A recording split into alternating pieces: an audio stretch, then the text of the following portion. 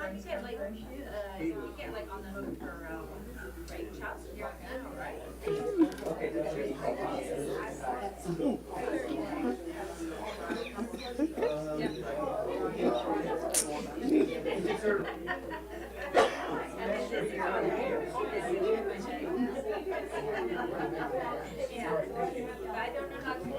All right. I would like to say good afternoon to everyone. We're going to wait like 5 minutes on the mayor. She's on her way. She should be here in like 2 or 3 minutes. So we want to thank everyone for coming out tonight.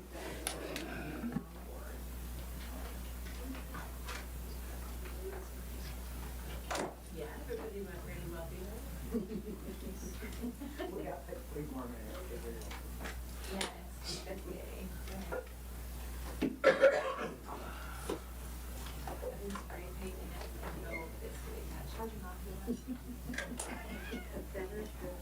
so I don't have to buy new fixtures, I'm taking them outside and spray painting them.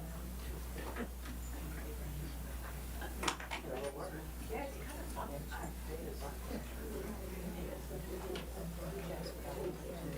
But my bathtub is clogged, and I just bought a drain snake, and I need to snake the drain. And I haven't done it, I've sat there all day not doing it.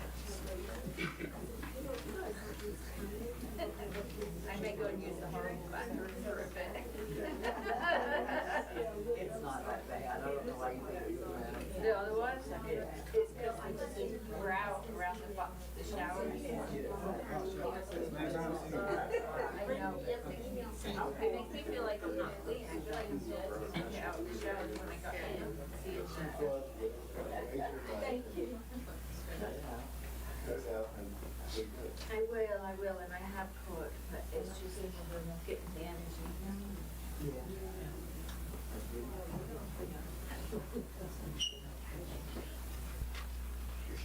It's like what's now dying. He said he's done for the summer.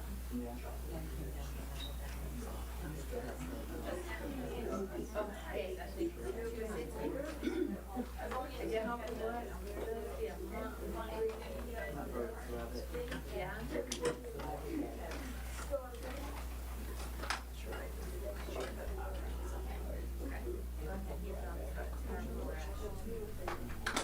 Yeah, like all of this, because you have all the surgeries here, right? And then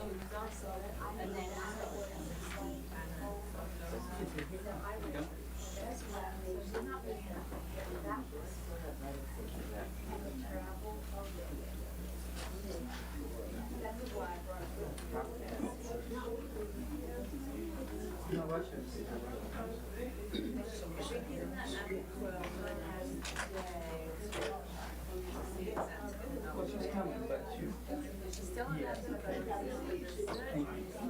like, I don't know. I just don't find it.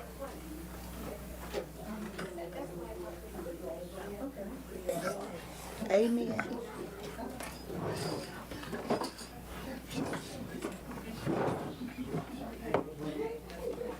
Commissioner Hope? Commissioner Green? Which one of y'all want to pray? All right, so we're gonna open it up. We're going to call this meeting to order. I'm going to ask all of you to please forgive me. I'm not moving as fast as I normally do. Pulled a muscle last week, so it's been real difficult trying to get around.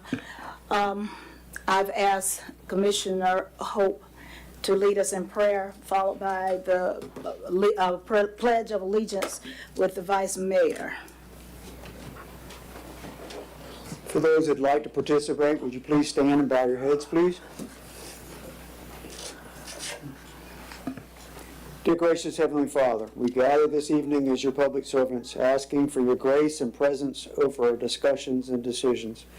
We thank you for the freedom to meet with our staff, contractors, guests, and all participating community citizens to peacefully and with civility discuss and act on all that is before us. May we listen clearly, discern, and take actions that are best for all within our community.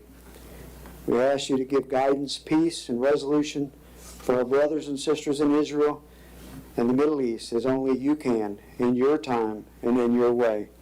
May we keep faith and be patient until you give them this with peace. Keep safe our men and women in uniform throughout the world who defend and keep our freedoms here at home. We give thanks for all our first responders who provide for our safety and well-being 24 hours a day. May you lay your hand over them as they unselfishly give of themselves for our care each and every day. May we remember, with God our trust can be abandoned, utterly free. In Him are no limitations, no flaws, no weaknesses. His judgment is perfect. His knowledge of us is also perfect. His love is perfect. You, God alone, are truly trustworthy. And as written in Psalms chapter 9, verse 10, trust in the Lord with all your heart. In your holy name we pray these things. Amen. Amen.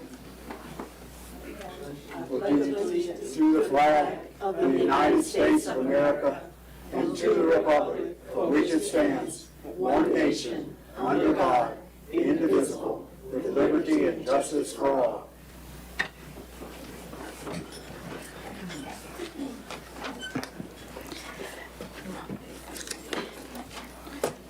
Okay.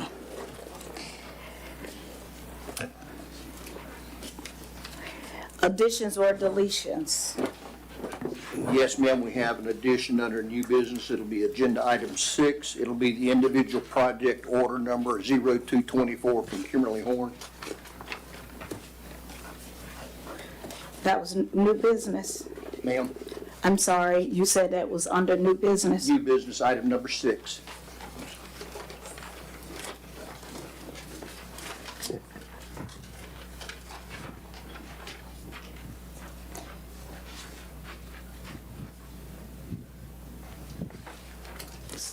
That's all? That's it? Yes, ma'am. Okay. I'll make a motion to approve the agenda with the added. Second, Madam Mayor. Thank you. So we have a motion and a second to approve the agenda with the changes made. Are there any discussions? No? Public discussions on the motion? Karen Fiore. Madam Mayor Bailey, I request that you move agenda item number 5, that's under new business, to immediately follow public comment. I'm sorry. No, repeat that. Item number 5, For, under new business, to immediately follow, move it up in the agenda to follow public comment. the first public comment is what you're talking about? Yeah, so you would have public comment, and then you would do agenda item 5 under new business. So since my I can't see what, okay, since I can't see what that is, let me see. Madam Mayor, Yes, you're throwing it completely out of, sync, yeah, if, you're pulling out new business above the planning calendar and the old business. what is, look, I'm trying to It's the make it South bigger. City property request. Thank you, because I'm trying to make it bigger on my phone so I can see it, and I couldn't see it. Okay, so, sounds like that's possibly not gonna work. Did you hear what Commissioner White said? I don't understand the Oh, reason I'm sorry. behind that. Did you have your microphone I on? did have it on. Okay. You're pulling new business ahead of old business and the planning calendar and, What's going on? yeah, it Mayor Bailey, throws everything out of whack. I'm not requesting that everything from new business be moved. I'm just requesting that one number, item number 5. Thank you. Okay, thank you. Any other comments? All right, commissioners, I understand what Commissioner White is saying. I also understand what the citizen is saying, but how, how do you guys feel? Do you want to move that one item, or do you want to leave it in the new business? Madam Mayor, I have no problem with moving it, other than you're setting a precedence for future meetings, and there's where my problem is. That would be true. How are we What I you was about gonna to say, say?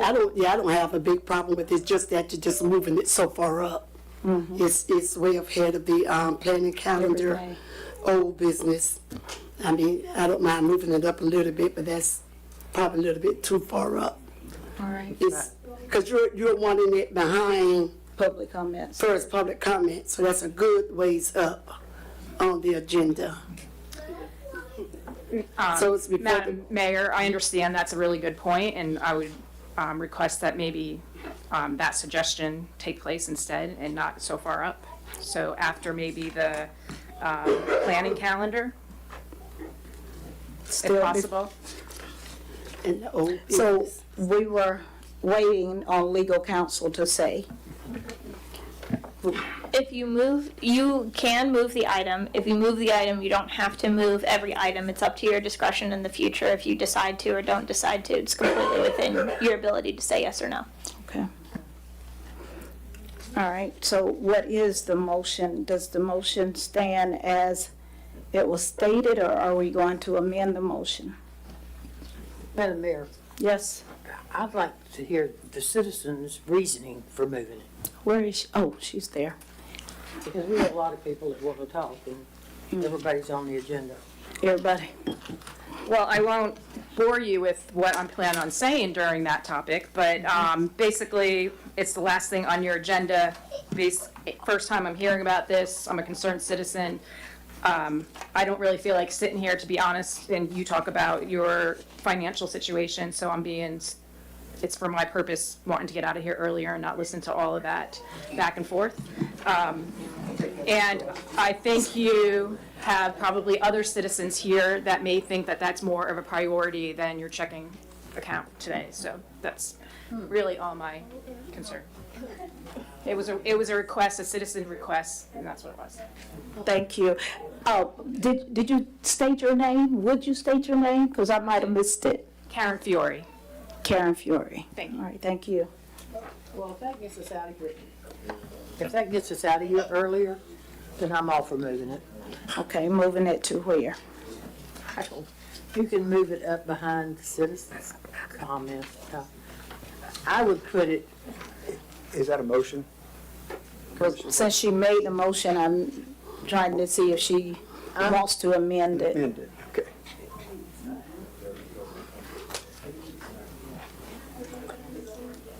I will amend it to allow this time, and I've got a real problem with amending it so somebody can go home early, but I'm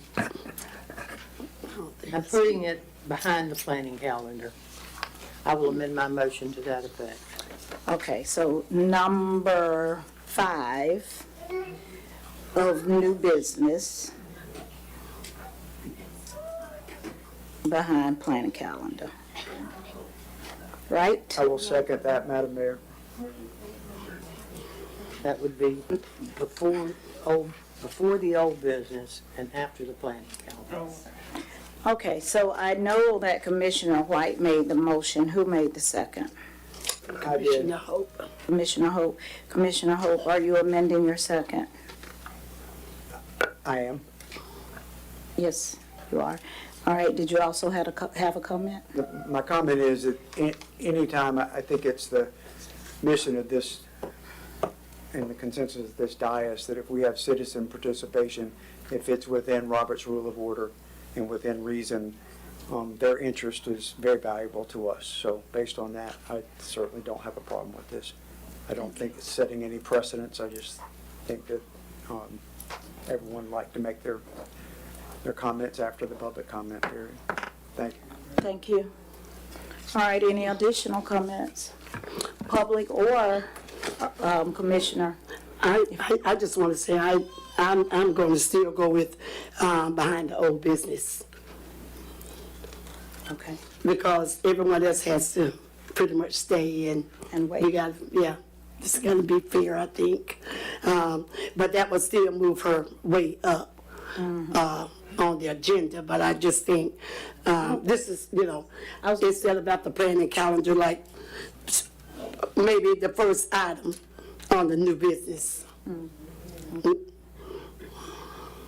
Well, Commissioner White made a motion to amend hers to move it to after the planning calendar, and Commissioner Hope seconded, but you can vote any way you want. All right, so we're gonna go to a vote. All in favor of the motion on the floor signify by saying aye. Aye. All those opposed? Aye. Motion passed 4-1.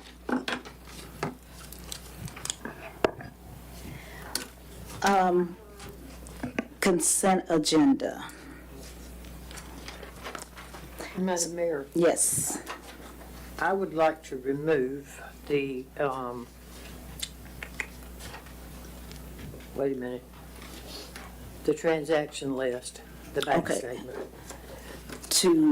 When you say remove Agenda it to item do it 3 separately or under consent remove it until another time? No, I want to remove it from the other two. I will approve the consent agenda. And we're section separating 3. it? Okay, yes. Okay, all right. Second that, Madam Mayor. Okay, so there's a motion by Commissioner White and a second by Commissioner Hope. Any further discussion? No? Public discussion on the motion? All right, seeing none, let's go to a vote. All in favor of the motion on the floor signify by saying aye. Aye. Opposed likewise. Motion carries 5-0. Okay, so item number 3.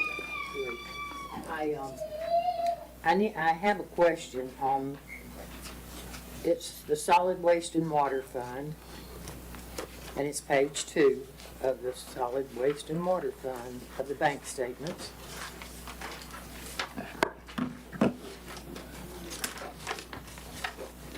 And it says loan payment, $4,422.22. Where do we have a loan? I didn't know we had any loans. Which one was it?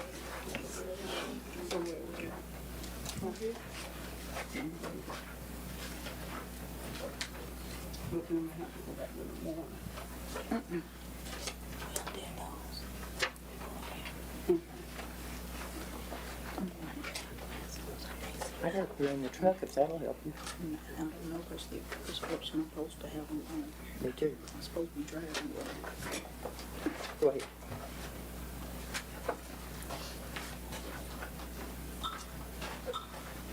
You, we can go on. Okay. If anybody else has got any other questions, I had that one. Anybody else have any other questions? Any other commissioners have any other questions?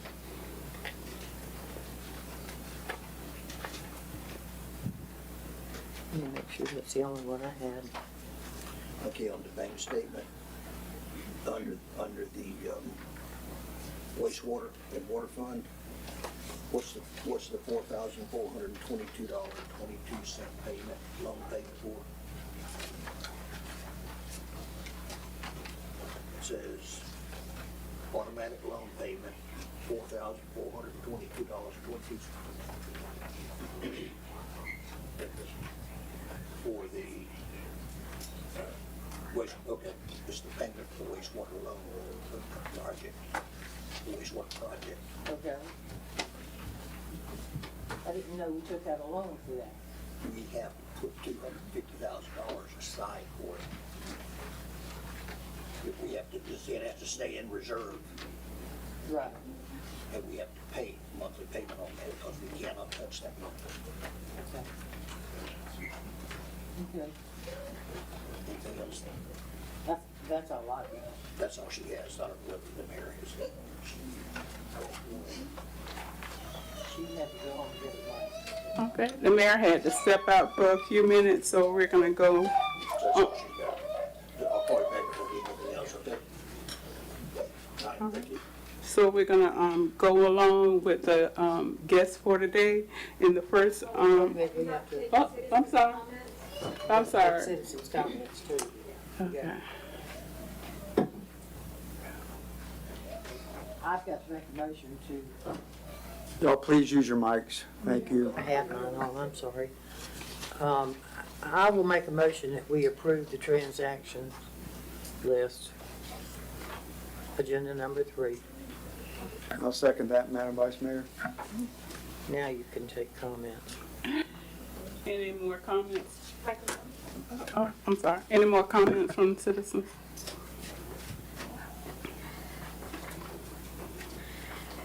Lori Costello, citizen. So I have a comment on agenda item 3, which was pulled from the consent agenda. I'd like to know how much is in our water fund that is ours, not grants. Our general fund and the reserved, that's ours and not somebody else's or a different entity or anything like that. You have your city manager here. I appreciate it if you could ask your city manager.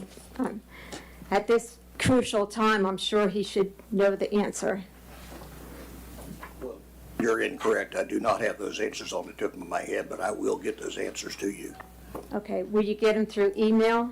I will send them to you by email. Okay, because I'm still waiting on a response from the 10th of June from you. I told you I would get those when I get a chance to get those. That's a lot of stuff you're asking for, and I have other things to do besides put all that data together for you. Just to know totals. Okay. Do you have any idea when I might get it? A week? I will try and get it to you within the next week. All right, thank you. Madam Mayor, I'm trying to go back to that automatic loan payment. I understand we have to keep $250,000 in our reserve, or just in a It's a reserve? reserve fund. Okay. It's required by the state. So, That's required by the state. so am I understanding then that the reserve fund that we have is for that? Because I'm showing a reserve fund account that's got 200 and, that's 200 and something thousand. And I thought that was our reserve. Let me put Cindy on because I can't Okay. answer those.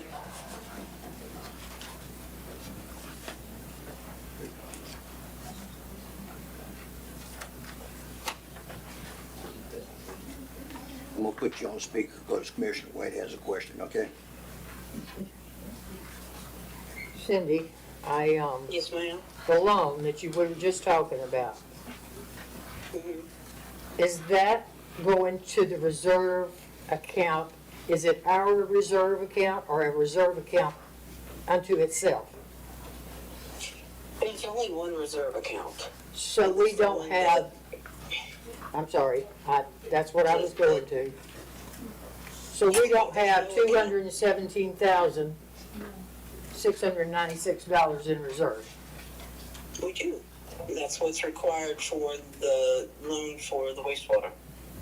We can't touch that. So it's not, okay, we can't touch it, it's for the wastewater, so it's not our reserve. Correct. Then what we're working on is our general fund and our water fund. And, our water account's one that we don't touch. That's for people's deposits. Right, I've got that one set aside. And the wild space cook places, yes, that's it. Okay, so I'm understanding that at this point in time, we have, where's it at? I just had it. I apologize to all of y'all. We have in our water fund $199,000. But in our general fund, we've got $55,000. That's correct. So, to do the business of the city, we've got less than $300,000.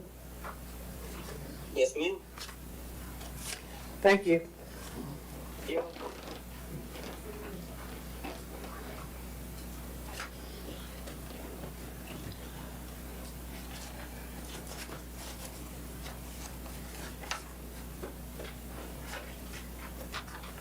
Madam Vice Mayor, that should also answer Ms. Costello's questions regarding the balances, regarding these bank statements month end. Did you understand that, Ms. Costello? I did, thank you. Okay. 199K in the water fund, general fund is 55K, reserve balance is 217 at this time.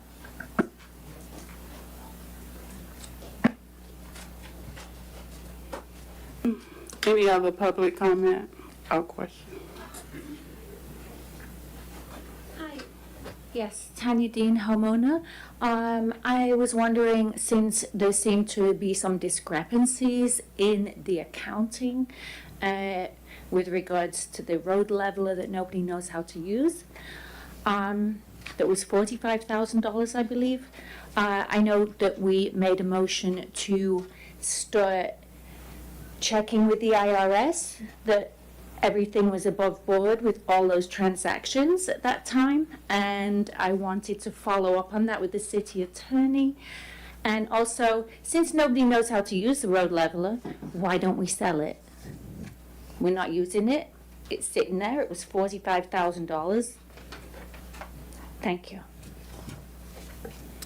Madam Vice Mayor, we have contacted the IRS on several occasions. There is no way for us to independently verify with the IRS when our tax certificate is used. So the motion that was made was for us to look into whether such a thing was possible to verify with the IRS. They do not have an accounting system like that for us to check with. They don't sort of list those as verification. So we were not able to do that, but we are still tracking down additional information about that transaction in order to make sure that everything was above board. So we are still working on that. We're just unfortunately having to go about it the long way because there's not really a database with the IRS.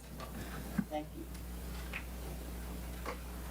you. Madam Vice Mayor, could Mr. Hammond update regarding the grader and her comments regarding the grader?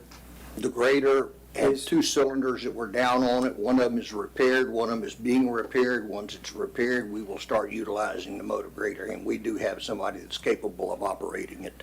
Thank you, Mr. Hammond. And the reason they were being, the reason the cylinders went down is because of lack of use. Thank you, sir. Do we have any other public comment?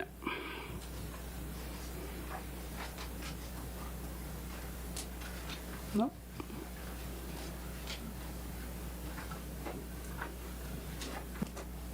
So we go on to the new agenda. We got to take a vote with permission on the motion to accept the transaction. Item 3. Okay, so we have a motion for agenda item number 3. Do I have a motion for it? Have a motion, so you already have it, you just got to vote. Oh, sorry. That was the second, Madam Vice Mayor. Okay. So, all in favor accepting it? Signify by saying aye. Signify by saying aye. Aye. All opposed? All right, motion carries. Sounds like 5-0. I couldn't, because I couldn't read nothing. All right, 5-0. All right, so now we're down to the guests. So we have Felicity as number 1. Hello, everyone. Good Hello. evening.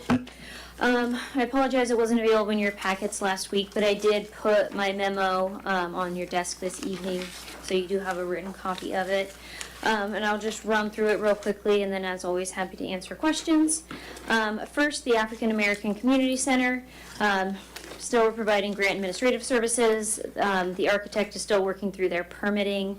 And then just today, we got the geotech report from the geotechnical engineer that was working out there, and the survey is supposed to be done next week, so starting to get those civil engineering services moving. And then you have in your packet for under new business, the actual civil engineering work. We can discuss that under new business. Water system, the permitting is underway with DOT and DEP. The first area that we'll be focusing on for construction, as we discussed, is that area over by, I believe it's New Life Church, where they have that above-ground water main. So that we anticipate to bid by October, if not sooner. Just depends on how quickly we can get those permits. The most recent updates on the wastewater project, as we have submitted applications for construction funds. So we're trying to access as many different resources as possible. So we did submit to DEP's Clean Water SRF, which is a grant loan combo program. We submitted one application there. And then for the water quality grants, which are due next week, we are submitting 2 applications per request of DEP to separate the actual collection system and the treatment plant. They requested that to be easier to track. And just so everybody is clear, that is the portion of the treatment plant that's being in Newberry that Archer would be responsible for, as we've discussed previously with that interlocal agreement. And then the Army Corps did deliver to Tony and I their preliminary model results. And what that is they just took all of the information that we gave them and elevations and rainfall data and confirmed that the areas that flood do in fact flood, so that no real surprises there. Flooding at that Holly Hills Pond, Wilson Robinson Park, areas like that I think the community is already aware of. And what they're doing now is taking a list of recommended solutions, whether it's making the pond bigger, building a second pond, bigger culverts, things like that, and they're putting that into their model, and they expect all of those results to be available in September as of now. And we have requested that when they do have those proposed solutions and the model results that shows how it will affect the flooding, for them to come and present to the commission, and they have agreed to do that. So date TBD on that, but it will most likely be this fall. So we'll keep you posted as that moves forward. Happy to take any questions. Thank you so much. Yeah, anybody have questions for I just Felicity? have one thing, Felicity. I am a citizen that asked me to ask you to be looking at grants for the community center, for upkeep on the community center. Okay. Do you mean the existing one or the new Yes. one? Okay. The existing one. Okay, I will do that. I believe that is a historical structure, so that does make it easier, but I will note that. I know we just paid out quite a bit for doors. Okay. Doors, and there's always something going on with the community center. Those historic buildings, beautiful, but a lot of work, yes. So, yeah, if you could keep an eye out for. Yes. Thank you. Also, I think it was Ms. Lopez that had asked about us doing a information sheet or a special meeting in reference to the roads, the wastewater system, and all of the things Felicity is responsible for. So Felicity did say she got a list over to Tony. We need to get that posted. And I did tell Felicity I was going to get with her so that we can do a meeting that will be solely on infrastructure and questions that everybody have. So we'll get together and we'll plan that. And I'm thinking that maybe instead of the next town hall meeting, we just do that. Maybe that will suffice. Okay, All right. sounds good. Yes, we are taking questions for her.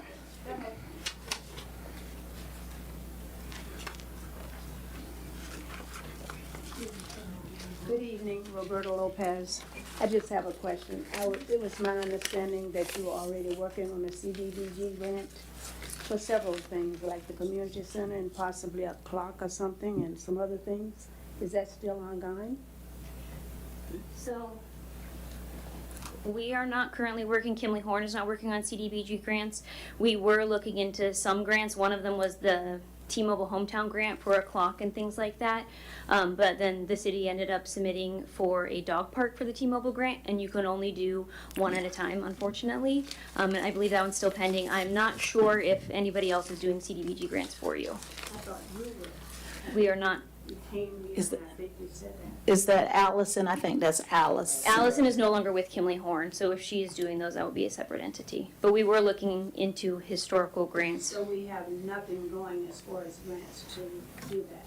What about ADA concurrence? I think you were looking into that. Yes, so the architects, The architects did do an assessment on that and provided recommendations, but because this isn't a historic building, the state and most agencies don't fund maintenance, and they consider ADA compliance maintenance. So we have not been able to locate any funding for that right now. Is there a deadline for that? For your ADA compliance? I don't know. The grant that it was listed in, it didn't provide a deadline in that grant, is my understanding. And that was part of a CDBG grant that Allison did. Is it possible for you to check that? The date for compliance? Yeah. Yeah, I can see if there's one I on. think there's always been a deadline along the way here, but I just see that you had it for single. Yeah. Do you know of any date that need to? I can look into that, but unfortunately, we haven't been able to locate anything for what they consider maintenance activities for a non-historic building, which is City Hall. There is a grant with the United States Department of Agriculture. And when we were on our last leg, doing the community center, it's called a community facilities grant. Okay. And I think I mentioned that to you one time, but I'm not sure. Okay. But you may want to check into that, I will. I can look into it. and I can give you a contact. Thank you. Thank you. I can tell you that, it was Gator Sketch. Yeah. Gator Sketch, at the meeting we had last week, had finished the preliminary design and update to this building. And once they had not done any cost analysis to it yet, and I had asked them to provide me a cost analysis so I That's could for look the community center? for this building, For this building? for the Okay. ADA compliance to this building. Oh, okay. I can tell you that some of the major components to it is going to be that this structure up here has to have a wheelchair ramp to it for handicapped. This door has to become handicap accessible with a sidewalk all the way out to the back, all the way out to the front. These restrooms have to become ADA compliant, which we lose half of this waiting room out here. This door goes away, that window becomes a door. The door in the front goes away, and the window next to the door in the front becomes a door because that door is not ADA compliant.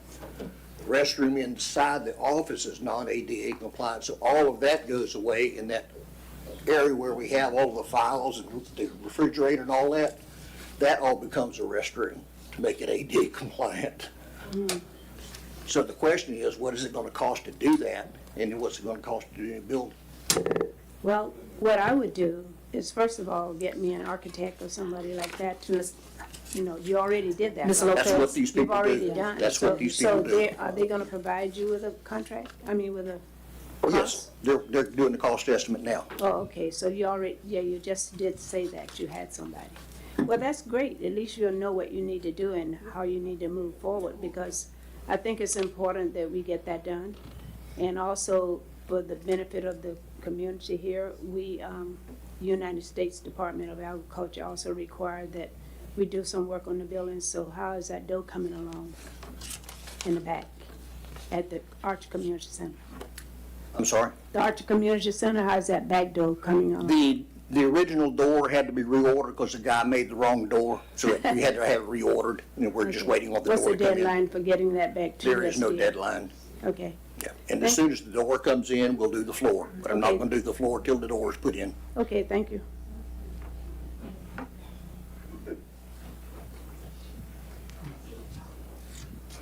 Lori Costello, back to the wastewater treatment plant. What is the dollar amount commitment that we have to Newberry for however many gallons of wastewater there, that we can ship to them? So right now, your current agreement is for 175,000 gallons per day. Archer is purchasing up to 500,000 gallons per day in their new treatment plant, which is 14.7% approximately of the total capacity of that wastewater treatment plant. Therefore, Archer will be responsible for 14.7% of the total construction costs. They have not bid that project yet because they don't have their construction funding fully outlined. They anticipate doing that later this year. So we don't know the exact dollar amount, but estimates are anywhere from $10.5 to $13 million.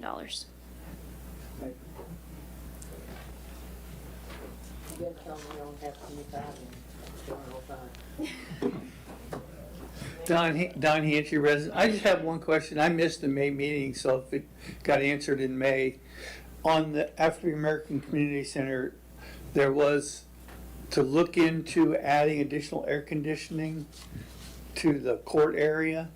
Did we ever get that estimate back?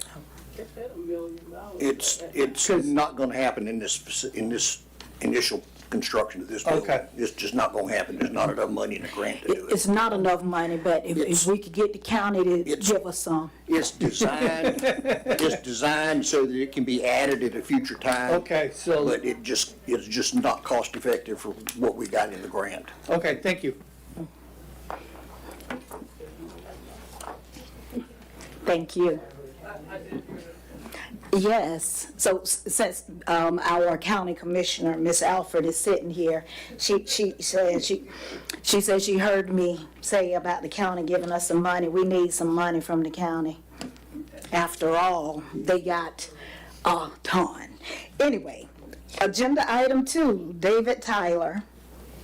Madam Mayor, if I may, not to do special introductions, but I have requested Mr. Tyler, who I work with every month, usually either virtual or his assistant with DOT District 2 projects, and I asked David to come and present to us because of his involvement as a planning and coordinating manager for District 2 for all of the widening of Archer Road, for him to share verbatim where we are with those projects. So David, thank you for coming and speaking to our citizenry. Yep. Thank you, Commissioner Hope, and thank you, Madam Mayor. Just want to, first off, thank you all for having me here today. I work for the Florida Department of Transportation. I am the Transportation Planning Manager in District 2, which covers this region. My name is David Tyler. I'm a professional engineer and certified planner. And just wanted to kind of, again, Commissioner Hope did a great job introducing me, but wanted to talk a little bit about State Road 24. I know it's two lanes currently between Archer and Tower Road, and there's a lot of traffic out there, as I'm sure you experience. We've done a feasibility study back in 2017 to look at the volumes and project them out to 2040 to see, when widening would be appropriate. And it looks like about 2040 is when the threshold for congestion hits that limit to do 4-laning. Now, there was an appropriation, before you all get too mad at me, there was a recent appropriation to look at doing the design of a 4-lane section within the MTPO boundary. Sorry. Okay. Thank you. So there is an appropriation to look at doing early design work from Tower Road west toward Archer, and so that's happening. That was put into place. And there is some work that we are doing along Archer Road, right in some turn lanes, heading in the westbound direction at 2 different locations to address safety issues along the corridor. So State Road 24 at Southwest 111th Terrace, there will be a left turn lane installed there starting this year for construction.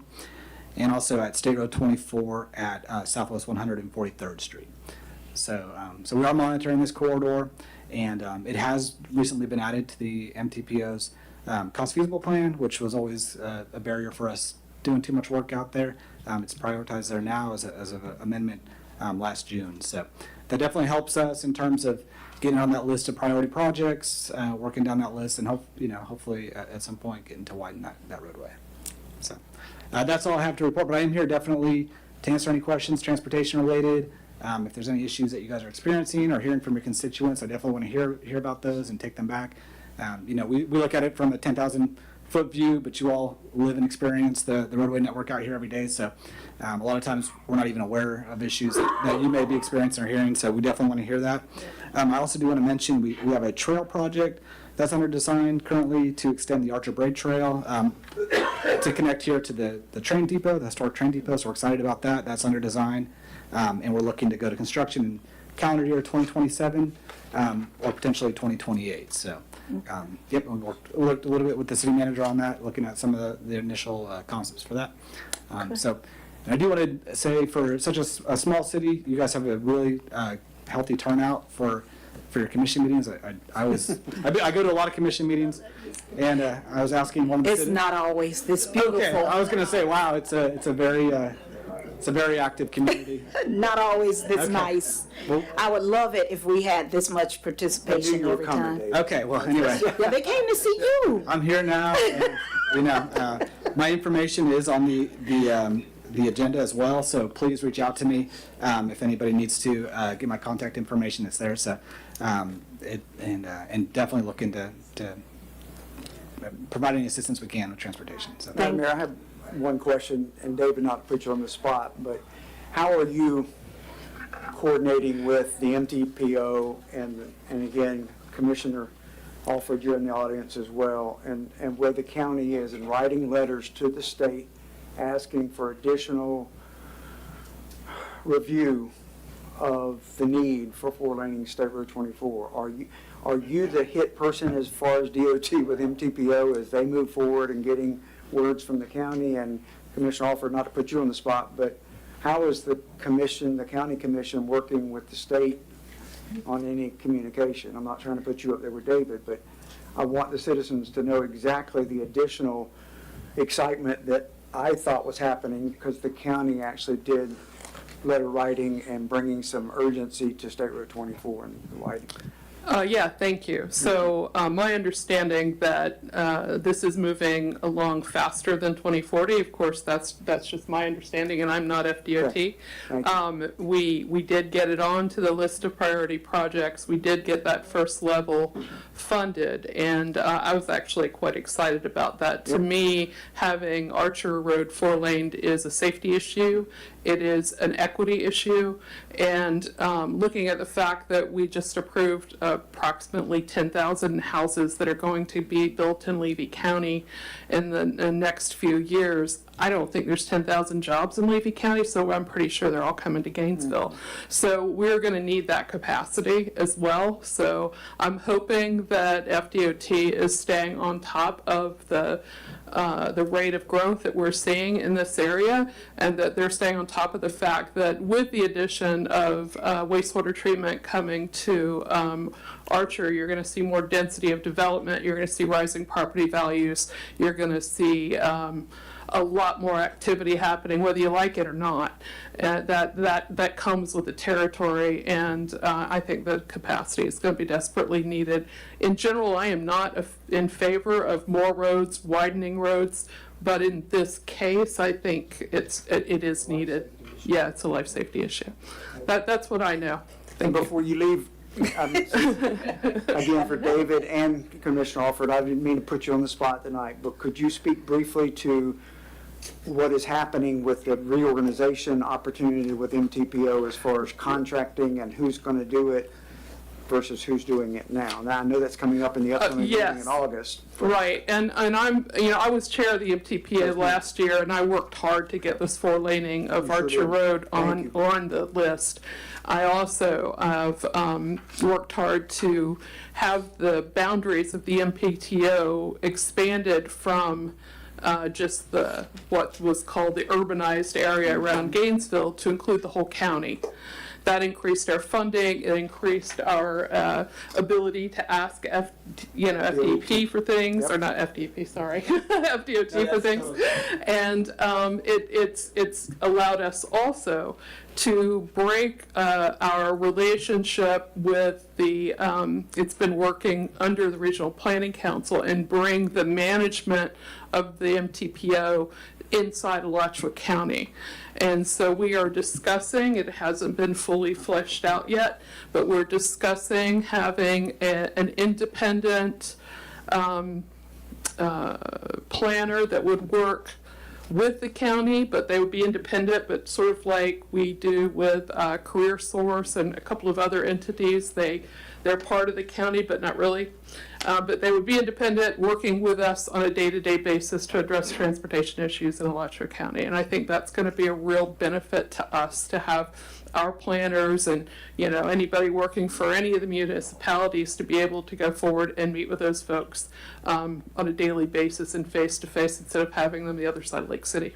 I thank you very much for all You're the wel- hard work to get you're the welcome. county, I think, a louder voice on the MTP organization to be able to work closer with the I think so, and I think it'll be a real help. And I did want to mention, though, that the part that was approved by the MTPO in terms of four-laning Archer Road ended at Parker Road for this first phase.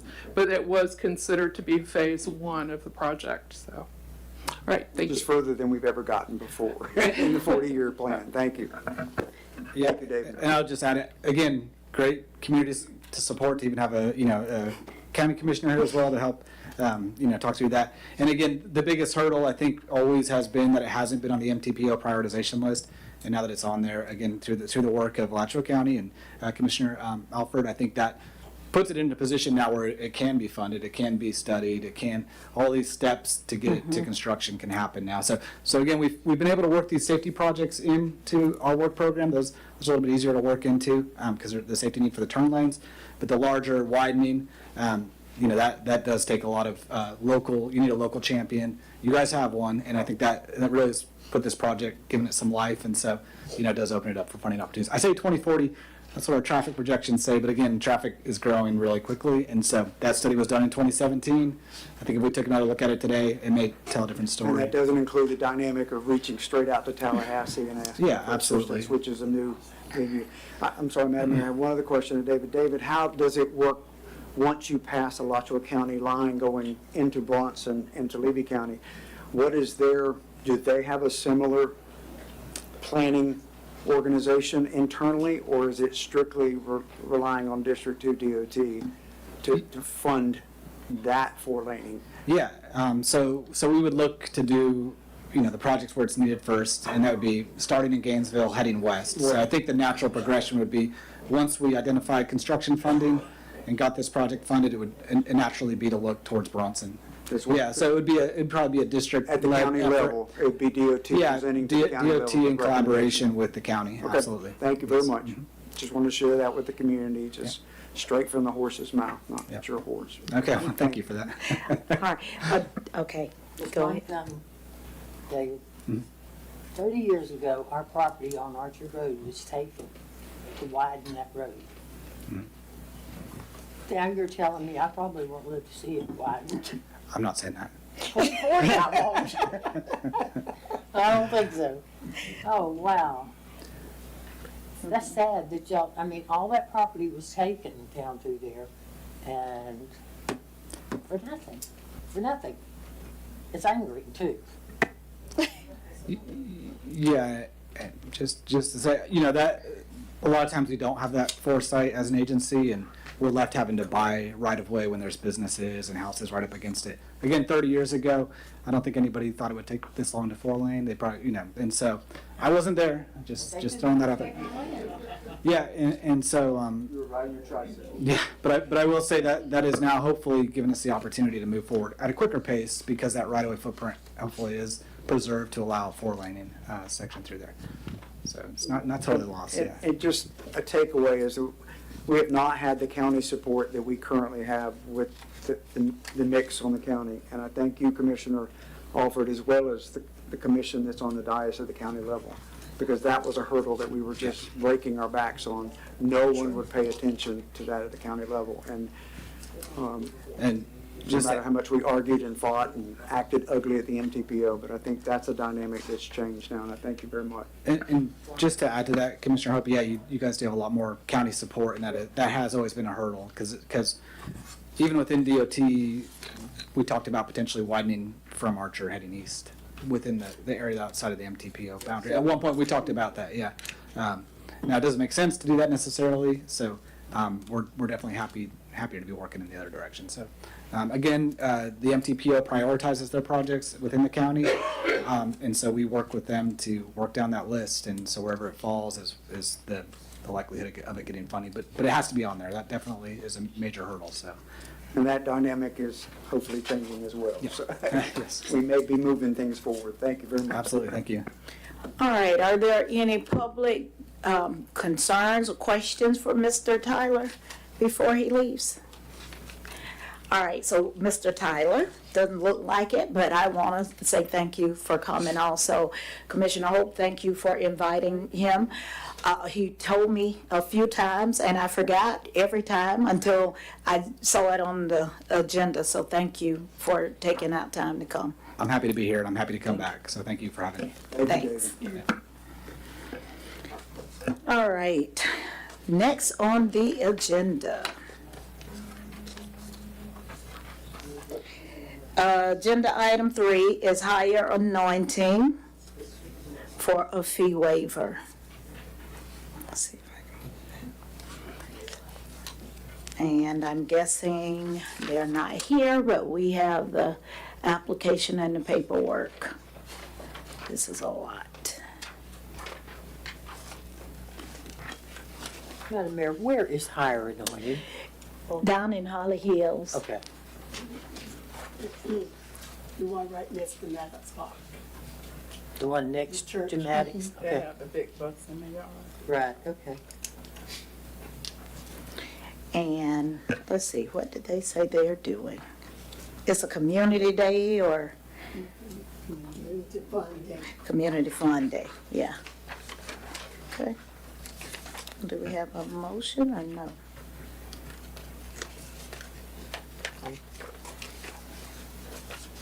I'm not getting a whole lot of information from it.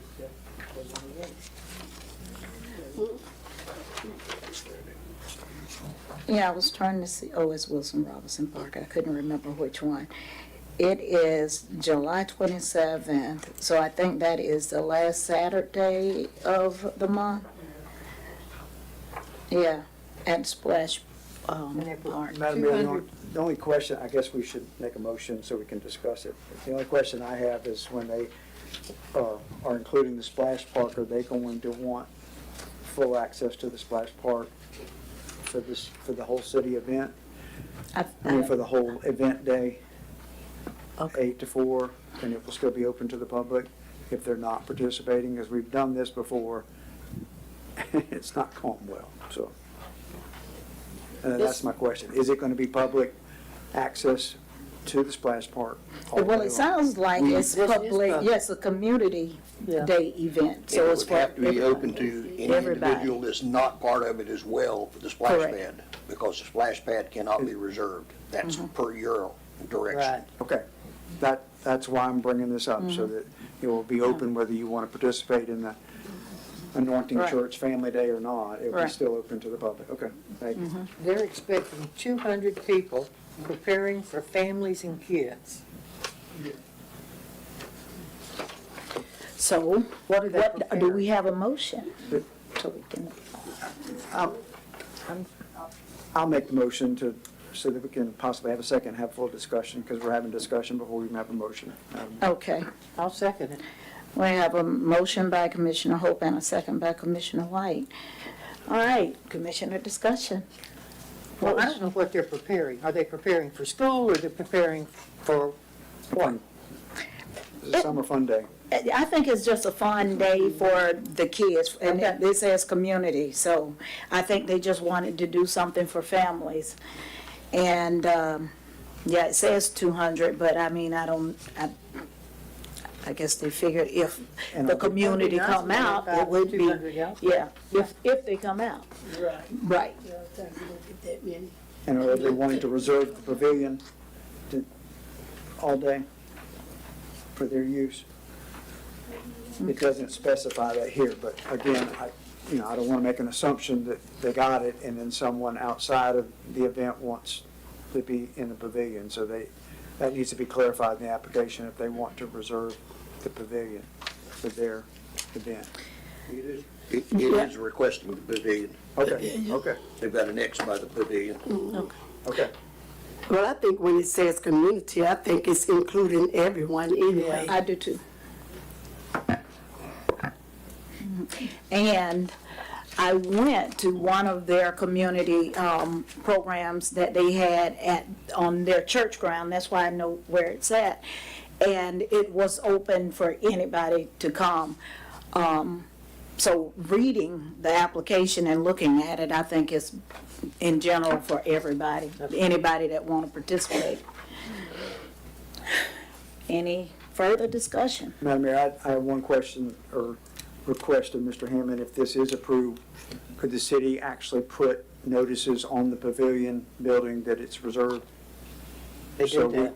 Huh? They do that. And we use those? Yes, sir, we do that. Okay. Again, to avoid what we've had to deal with in the past, so thank you. And could we ask, from now on, Deanna, that only, that a representative asking for the waiver be here to explain some of this to us? I mean, It would be easier. yeah, it really would. So, We will Thank make- you. We will make sure of that. Okay. Commissioners done. Public discussion on the motion?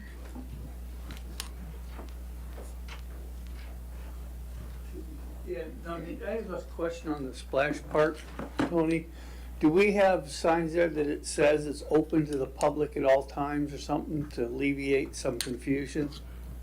Like that? There is a sign and it says, it has, I think it says, I can't remember exactly what it says. I can't remember the times, but it pretty much from like 7 to 8 or 8 to 8. What does it say? Because it says Dusk something. to dawn or something Maybe that's like what it that. says, dusk to dawn. It's dusk to dawn. Just so people, like you're saying, reserving, don't get confused that they get all, because if you look at the second request that's coming up, they penciled it in splash park.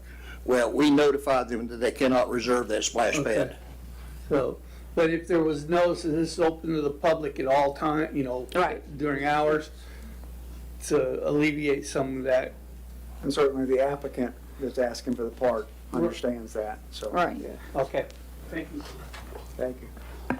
He's making a good point, because if someone goes up there to use the splash park and they see a whole lot of people under the pavilion and some at the splash park, and they may think the splash park is reserved, so that's a good point. Somebody to let the citizens know, I don't know, some kind of sign, so they'll know that that can't be reserved, that it's open. I don't know. I'm trying to remember what that sign says, but it doesn't, no, it doesn't say that, but I Right. felt like it said something about community, but I have to go back down. I don't want to keep you holding. Go ahead. Splash pad is not for rent. When they come And we in. put reserve signs on when somebody reserves the pavilion, we Mhm. put a reserve sign on there.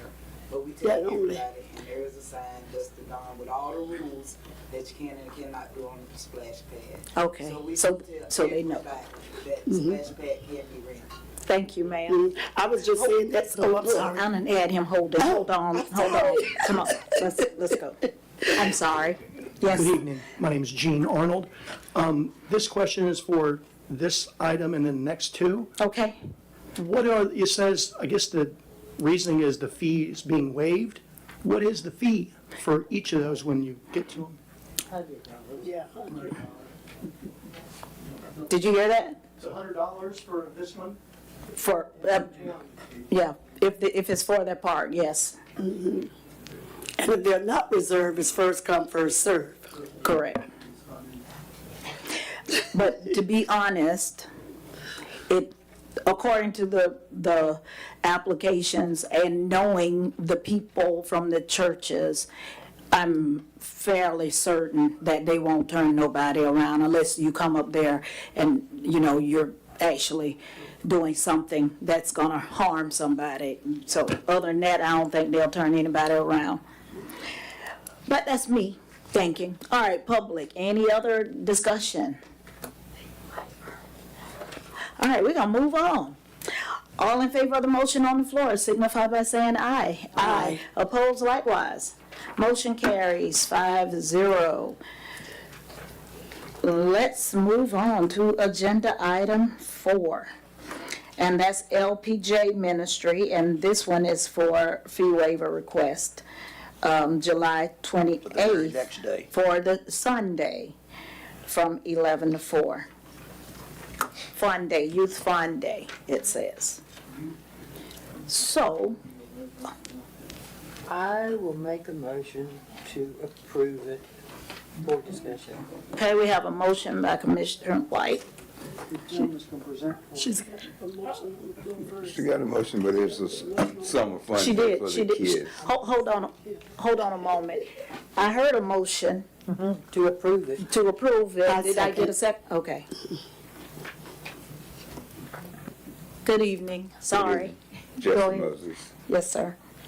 member of the LPJ Ministry Church. We're planning to have a summer fun day for the kids.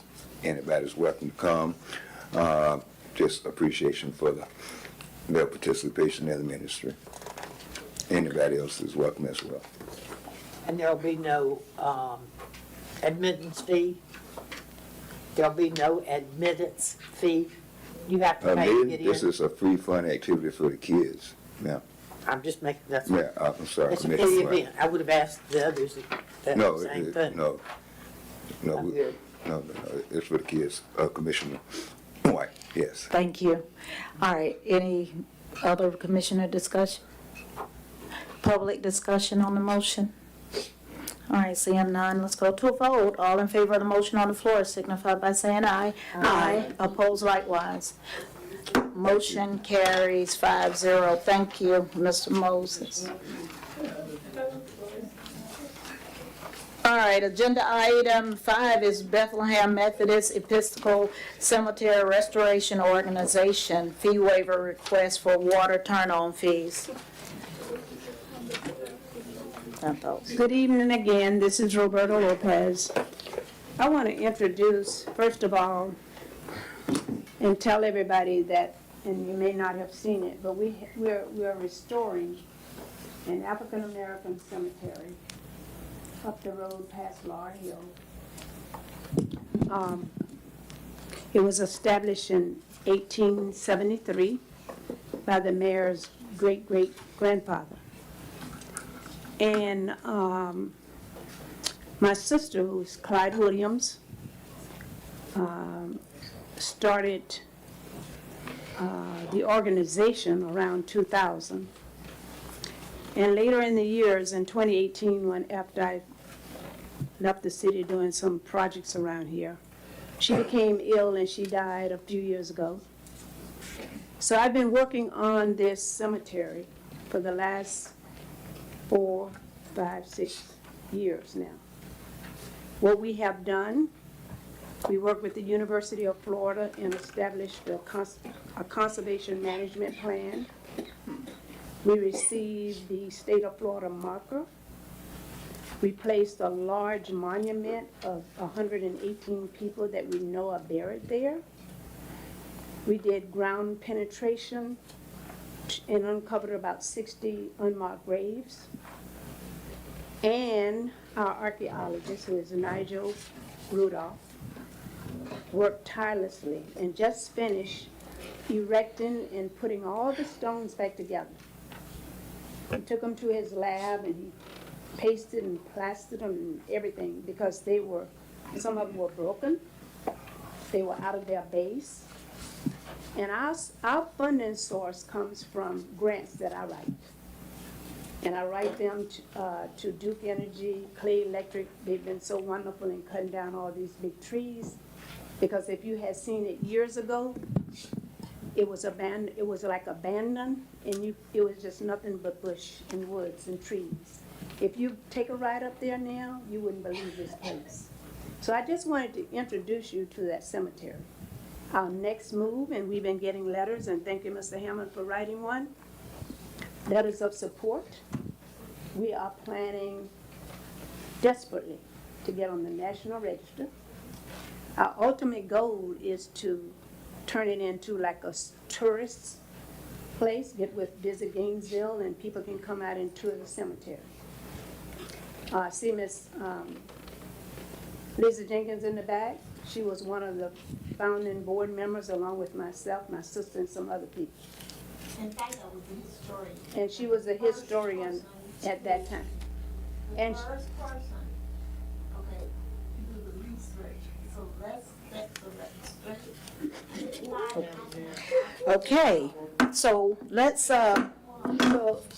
Point of order, Madam Mayor. Yeah, point of order. Let's, I do. Ms. Lopez, let No, the, I'm continuing. yeah, With my thing. Ms. Lopez, let's stick to the request for turning on the water, please. Okay. What I'm gonna do is read this letter for the records. For turning in the water? Turning on the water? No, this letter that I wrote. No, ma'am. No, ma'am. Well, this is for, you are asking us to waive the fee to turn on the water. No, this letter right here, Mayor. This is Hold the on, let one, me this see. is my request letter. It's in the record, Roberta. Okay, it's in the records and you've read it. Well, first of all, Yes, some we years have. back, Miss Tilly or somebody put a meter out there. We don't have any record of a meter in that office. And they allowed my sister to use it when they would clean up, for people to wash their hands, because there was nothing else to use it for. We don't have garbage. Waste Pro is one of our partners. They come out and they also. Hold on, when you say you don't have garbage, are you saying We don't that have there are no garbage. no Garbage. receptacles there to pick it up? No. Okay. What we have is yard trash, and when we go out and clean up, we pile it alongside the road. And bags. Waste Pro is one of our partners, as well as the city of Archer, Duke Energy, and all these other people. Okay? So what they do, they write it off on their tax or whatever when they pick up that trash.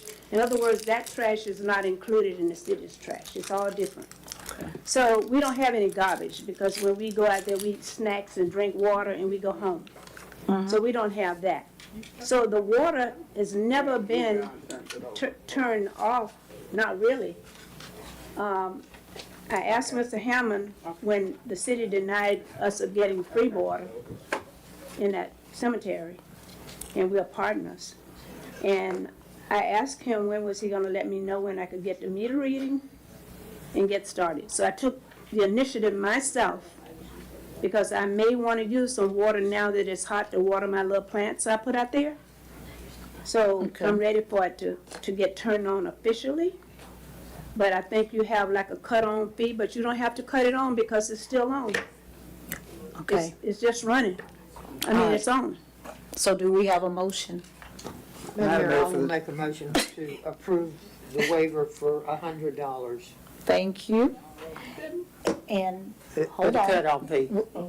We have a motion. Do we have a second? Is it $100? $100 for the cutoff fee. Here it Cut off says or cut on? $20. Cut-on fee. But it's not, the water is on. So it doesn't even have. What are you asking for? All right. Because I understood you to be saying you wanted the cutoff fee. Well, you That's wanna what know it says, something? turn I on. made a mistake. Okay? No. Yeah, I did. I made a big mistake. All right, so what are you asking for? For the, I'm asking y'all to go out there and give me a meter reading and I think Tansy told me about the middle of the month, like the 15th. Then we can get on the cycle. I'm trying to pay you so that we could pay our water bill. Oh, okay? Madam, And you want to know, and So if, you trying to get a meter? and if, we already You're trying- have the meter. And the water is already on. Well, I'm confused too. Oh, you just want a free deposit and then you don't pay us a monthly fee. I just don't want, listen to this. It's already on. I just don't want y'all to charge me no money, period. Madam Mayor, Madam Mayor, point of I'm gonna order. pay every month. Madam Mayor, point of order. There's a motion waiting for a second or for There it is. to die. It might For have the already sake died. of discussion of this motion, I will second it, but it will be amended because it's not $100. It will be amended because it's not what she wants. I don't want that. I think the motion There's a died. motion, My okay. motion. All right, if the motion dies for lack of a second, then I will counter with a motion for further discussion so that we get clarification on what this applicant is requesting as a waiver. What's your motion? The motion is to provide a cut-on charge waived fee of $20 for this active but not registered water account at the BMECRO. Thank you. We Are have, you waiving that or I have to pay it? Correct. I can't hear. Correct. Correct what? Oh, you're waiving it? We have a Well, I motion. appreciate We don't that. have a To second. make in an active account, Ms. Lopez. so that you Ms. get what Lopez, you're I'm gonna requesting. need you to hold on a minute because we have a motion. I'll second. I was waiting for a second Why and you don't y'all start. just go ahead and vote and I'ma sit down? Okay, it would Yes, be good? that works. Thank you. And, Point you know, of I'm order. gonna do that on my own, I'm gonna go sit down. Yes. Not yet, Ms. Lopez, as the applicant. There is now a motion and a second, Madam Mayor, if I may. And now I need clarification, I do, for We this don't- application. Okay? What you're asking, you made a note in the squared-in box, asking for waiver of the above fees. We are partners with the city. Excuse me, I read that, let me help you. but what I understand in my motion that I am requesting is that the cut-on charge to establish this as a formal meter reading account for $20 be waived, Excuse me, unless we get clarification from our water utility Here you go. You assistant. need this, you don't need this, do you? Thank you, Ms. Green. Angie Green, utility billing.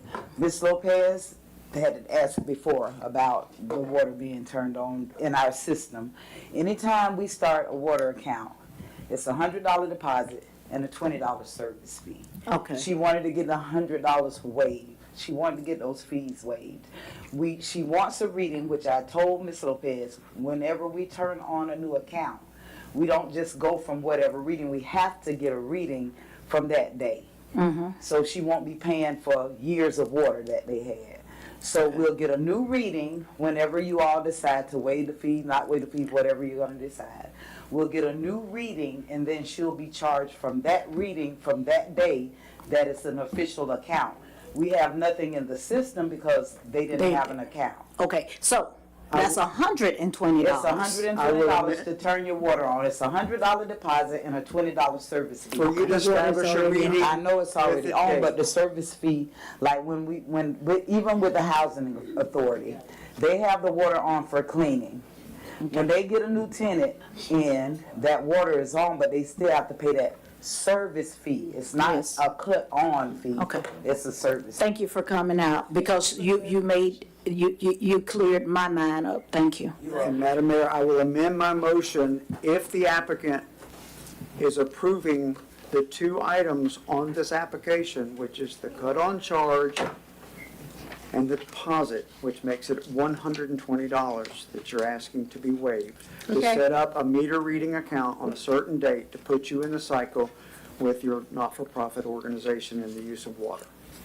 Is that what you're asking? That is what I'm Would you asking. please take the original application and make sure that you check those two boxes and put your initials by them, please? Sure. As opposed to asking for waiver of the above fees, we are partners with the city. Well, That adds to confusion, so my motion has been amended for the And it's been $120 for those two line items, based on the applicant going in and correcting her application to read likewise. Thank you. Thank you very And much. It's I'm also, just confused, the that's second all. has also been amended. All right. I'm just a little confused. That's okay. We were very About what I confused, so really now do we're need to good. do, you know, I didn't know what to do with this because the water's on and all that. Okay, thank you. Any further commission discussion? Any public discussion on the motion? The little plants are happy. All right, let's vote. All in favor of the motion on the floor signify by saying aye. Aye. Opposed likewise. Motion carries 5-0. All right, agenda item 5 is Mr. Bill Lewandowski.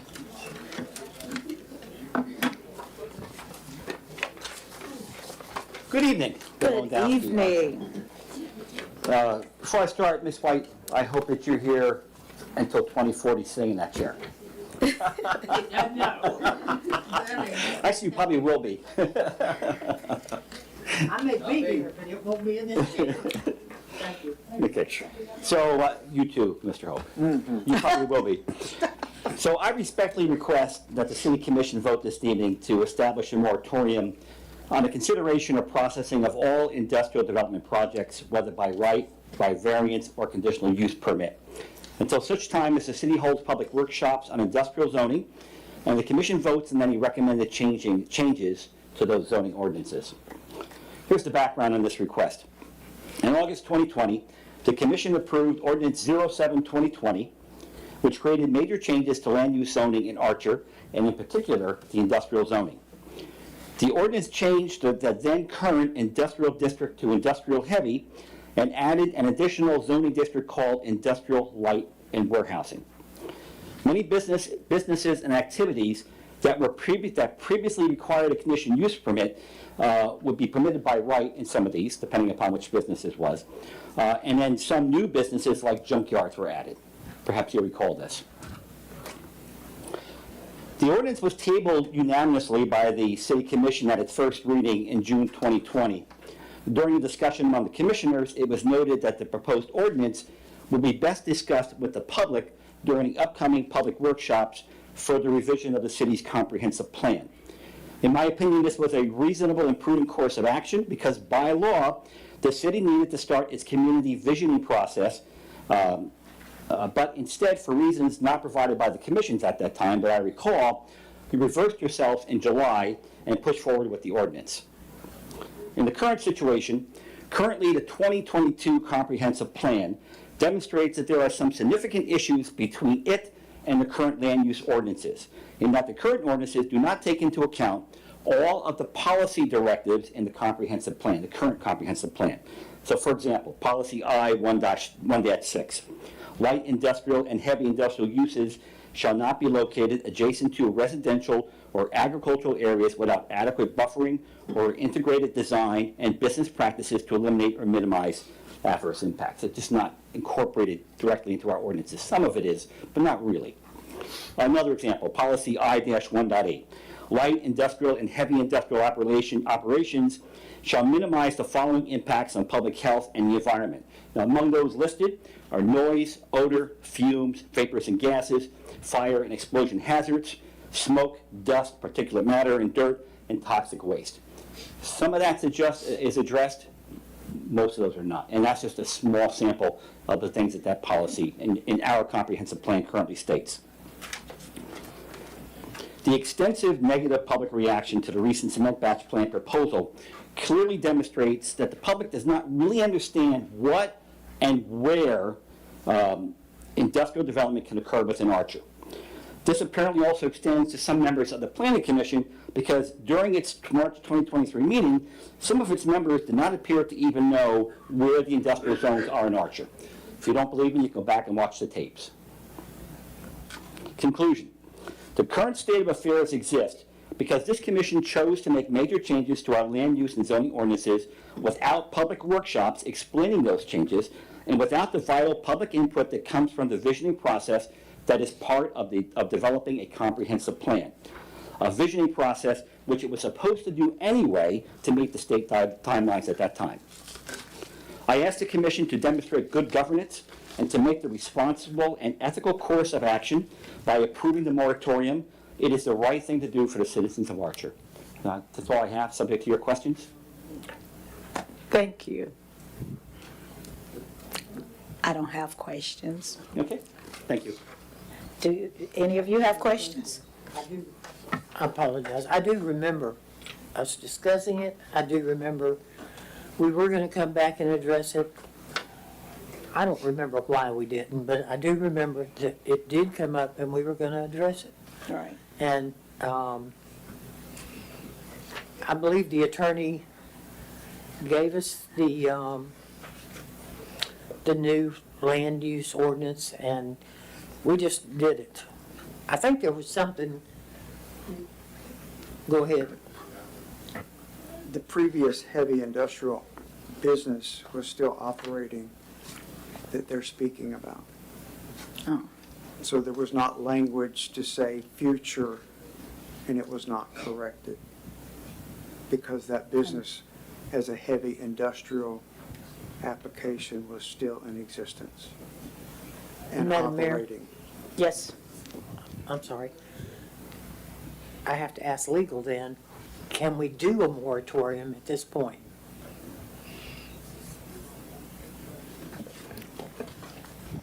There are a couple of issues with a moratorium. First and foremost, a moratorium can only be done via ordinance, so you couldn't do one tonight. Second, moratoriums can only be up to 6 months.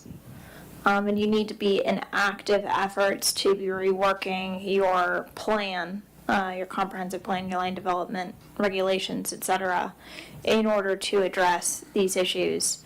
And the third major issue with the moratorium at this point is that it is tied to a specific already existing property owner and application, which makes it questionably proper. And that is where I'm going. While I understand what you're saying, and I understand that Mr. Lewandowski brought it into the equation, that doesn't negate the fact that we need to look at it. And if it means a moratorium, fine, I don't have a problem with that. I do understand, but it's not just the batch plant. I'm not looking at the batch plant. I'm looking at industrial, well, I understand that, but I'm looking at industrial period. We're a small city, and you start sticking a Walmart warehouse over here next to me, and it's going to be ugly. So that's all I'm saying. And no, I'm not looking at just the batch plant. Because that's going to come before us soon enough anyway. My question is, what about the rest of it? Moving forward, if we're saying, you know, if we are, if the question is, can we, putting the batch plant aside, put a moratorium in the future, not including the batch plant on other issues, that's certainly something we can look at, but it still has all those same requirements and ordinance, no more than 6 months, and you have to be in an active effort to rewrite them. And my thing is, it's probably going to take that to push us to do it. Let me add, if you remember back in May, Allison put together a grant for us, and the grant went to the Bureau of Community Planning and Growth, Division of Community Development for the state of Florida. The grant was a request for $75,000 to evaluate and update the city's land development code and zoning maps in preparing for the new regional wastewater treatment plant for the city of Archer. Archer's intention was to update the LDC and the zoning map, which would position us for the expeditious growth and the installation of the sewer lines, you know, that's coming with the wastewater treatment plant. So we've got something coming in the future. This, if I remember what her told me, the date for this approval was the end of July. So by the end of July, we're going to know whether we got the state grant for this project or not.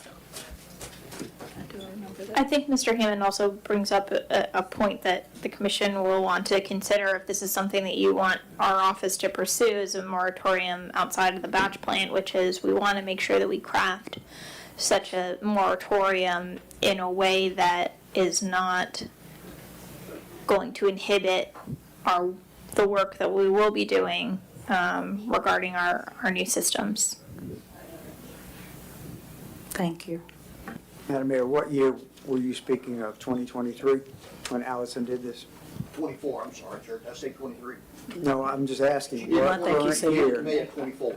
of this year? Due, I believe, Thank by you. the end of July. Thank you. All right, thank you. All right, we have public announcements. We're going to public announcements.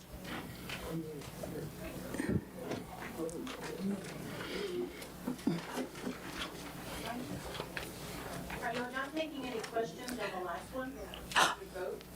No, we did not take questions on it. And did we vote?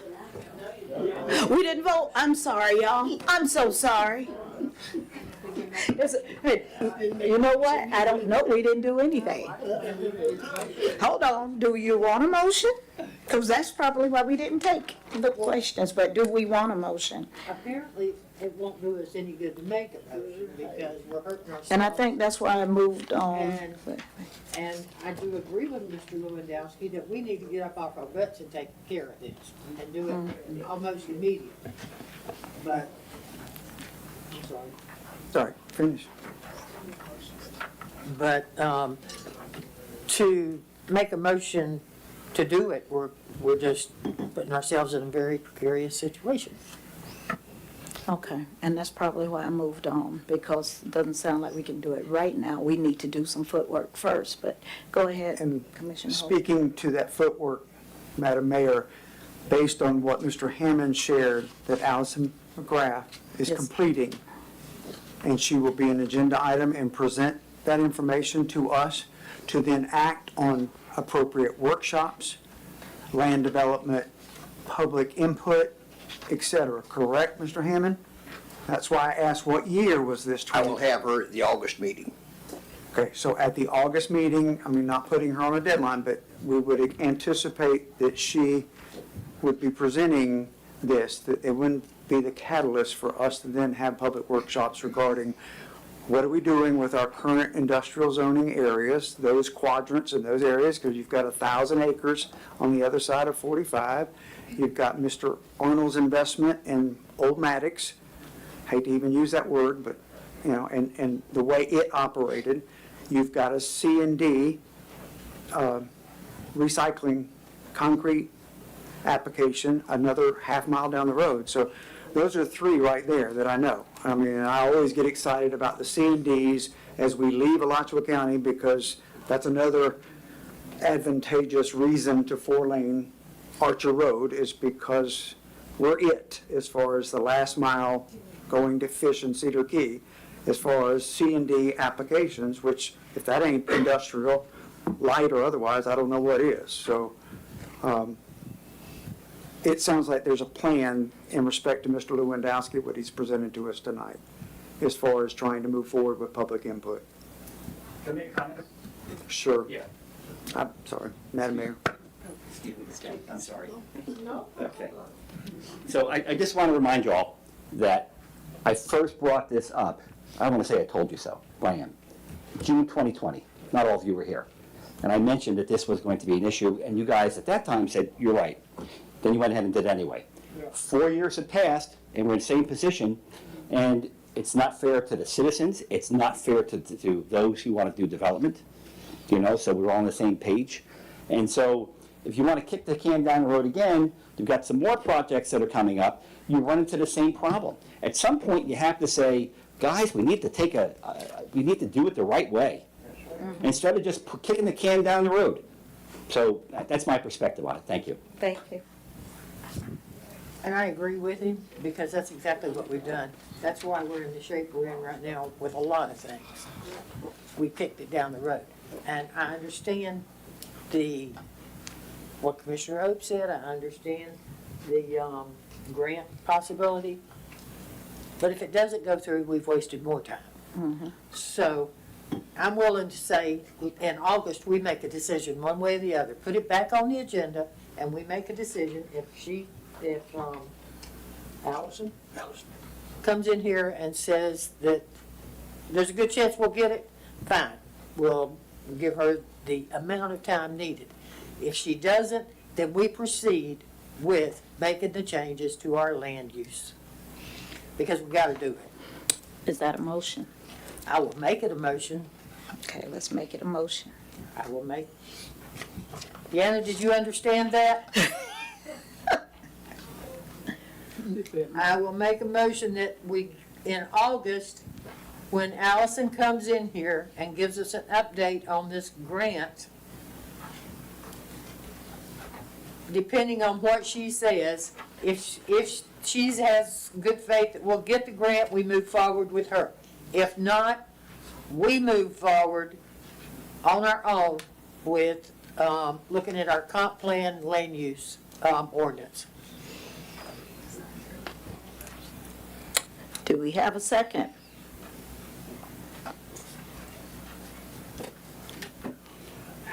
I'll second it. Of course. We have a second by Vice Mayor. Any further discussion?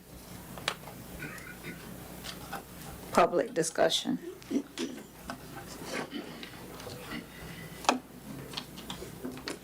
I do, Mary Alford, Chair of the County Commission, and I do try to stay in my lane and not get involved in city business because I feel like it's, it's your job to do the city and it's my job to do the county, but this is my backyard too. And I do want to say that while it may not be proper to do a moratorium and affect an application that has been submitted, as I understand it, that application has not been accepted by the city. Is that correct? So while it may not be proper, it is certainly legal. And I would suggest that it isn't proper to, when you have all of these changes coming to the city of Archer that are going to increase land value, that is going to change what the highest and best use of property is in the city, to consider how that property is going to be used. I just wanted to point that out, that it's, while it might not be proper, it is certainly legal, and I feel that given all of the things that have been talked about how the land use ordinances came into being, that it is worth consideration of doing something that might be slightly less than proper, but might be proper for the citizens of your town. So, sorry again for stepping out of my lane, but it's in my backyard. Thank you. You're good, thank you. So, Madam Legal, it is legal to do the moratorium? Respectfully, I do not agree with the legal analysis provided. I do think that it puts us on shaky legal ground because it is fair, because we don't even need to have questioned when I said specifically related to one property owner. We all know who it was related to, and so just flatly denying that specific application and all applications because of that specific application, I think puts us in a position where we could face legal consequences for that. Madam Mayor, if I can add to that, there lies what I said about 20 and 22 with the pre-existing business that was operating in an industrial application. That was taken in consideration. Thank you. Mr. Arnold? Yes, I'm Ronnie Arnold. I'm the gentleman that's looking to put a concrete batch plant in at the Maddox site. I don't like beating around the bush. Me either. We know what this moratorium is about.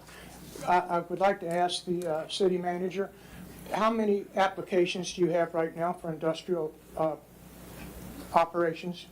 None besides yours. Okay. How many have you had in the past year? None. Okay, so, who are we kidding here? The bottom line is, they don't want me to go through the process of going through the zoning meeting and present what we have put together to where we will abide by everything that the conditional use requires us to do. We will not impact anyone. We are putting in the state-of-the-art equipment, and it's just, they need to listen to for a presentation that we can answer. Now, we listened to the people that came in here and listened to the first meeting, which was cut short, but we sat and we listened to everyone. So we listened to all these people, and a lot of them had really good points. We took a lot of that in consideration. So we took our plant and we moved it. We put berms around it. We put screens to lower the decibel points of the noise from it. We have abided by everything. And for some folks, not all of them, some folks to try to play the game, we're going to have a moratorium, to try to stop us. It isn't right. And per the law, if they think they can just go ahead and do this, and I'm not going to file suit, that would just be silly. I hate to use the word, but this when it gets to that, it's big boy time. Yes, sir. Yes, sir. And I understand, and you won't be the only one that has done that. So it is what it is. Yes, sir. It is what it is. Right. And I look forward, yes, sir, along with my sons, my engineer who had to leave, and another engineer will be here to put on a presentation. Good, 'cause It'll be a I'm great on presentation. We'll show you how the plant operates, an operating plant. That's exactly what we're going to put on the site. And it's going to show you where 99.7% of the dust arresters arrest anything that's going to leave the site. And I've heard stories about, oh, they can't walk their dogs, they Mayor, can't do this. We're sitting in a position, we don't need to hear this. Am I right? We're at a public hearing, so it's not technically an ex parte communication because it's all in front of the public, so it's not technically an ex parte. We can't listen to the citizens, but in the public meeting, we can listen to the opposition. That doesn't sound fair to me. You can listen No, to the I think what citizens, you she's just saying can't is make comment.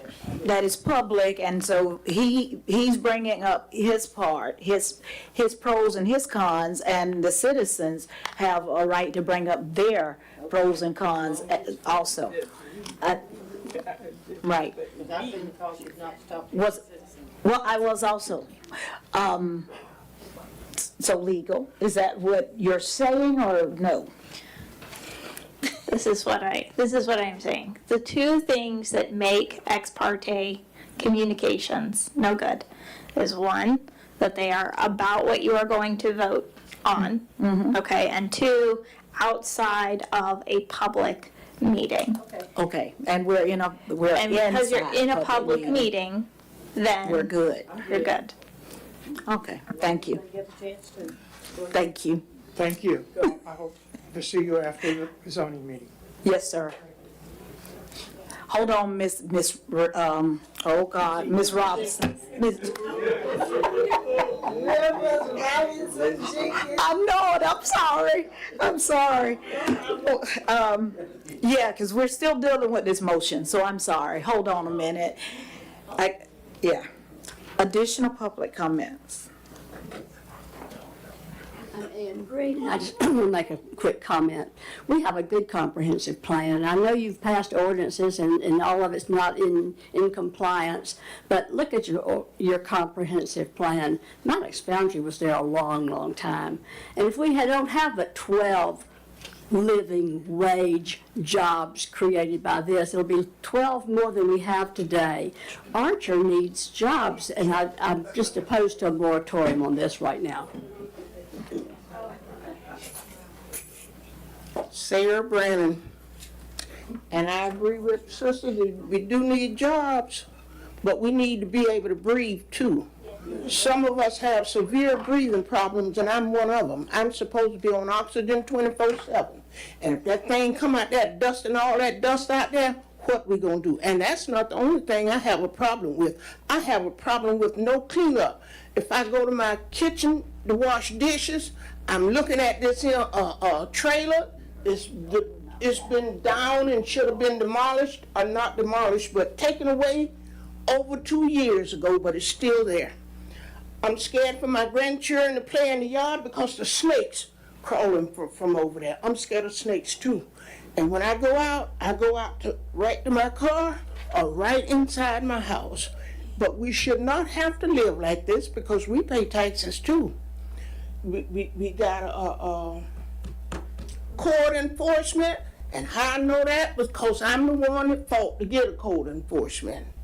And we got weeds as tall as I am.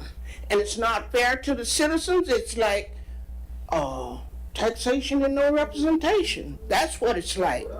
I have pointed it out to Fletcher. I tried to point it out to the mayor. She told me she would be back. Well, if she came back, I don't know anything about it, and that's been over a year ago. Please do something for us. We need something done for our safety and our health.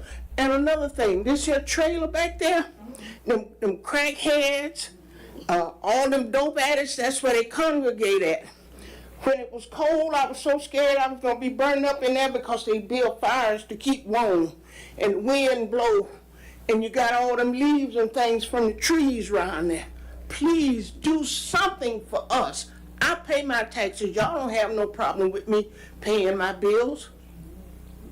I'm just asking for something in return. Thank you.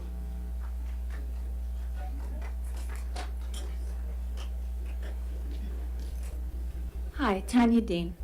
And I'm from England, and I've been all over the world. I've seen hundreds of places, and I've never seen a place like this. It's beautiful. It's something that it's like out of a book. Like, it really is something out of a book. And, maybe you're born and raised here, and it's just normal to you. It is not normal. It is not normal to have owls in the bushes and armadillos and all kinds of creatures. Like, every day I'm on Facebook, I'm like, oh my God, I've seen an armadillo. Like, it's beautiful. The birds singing. It is beautiful. I would beg you have a diamond here.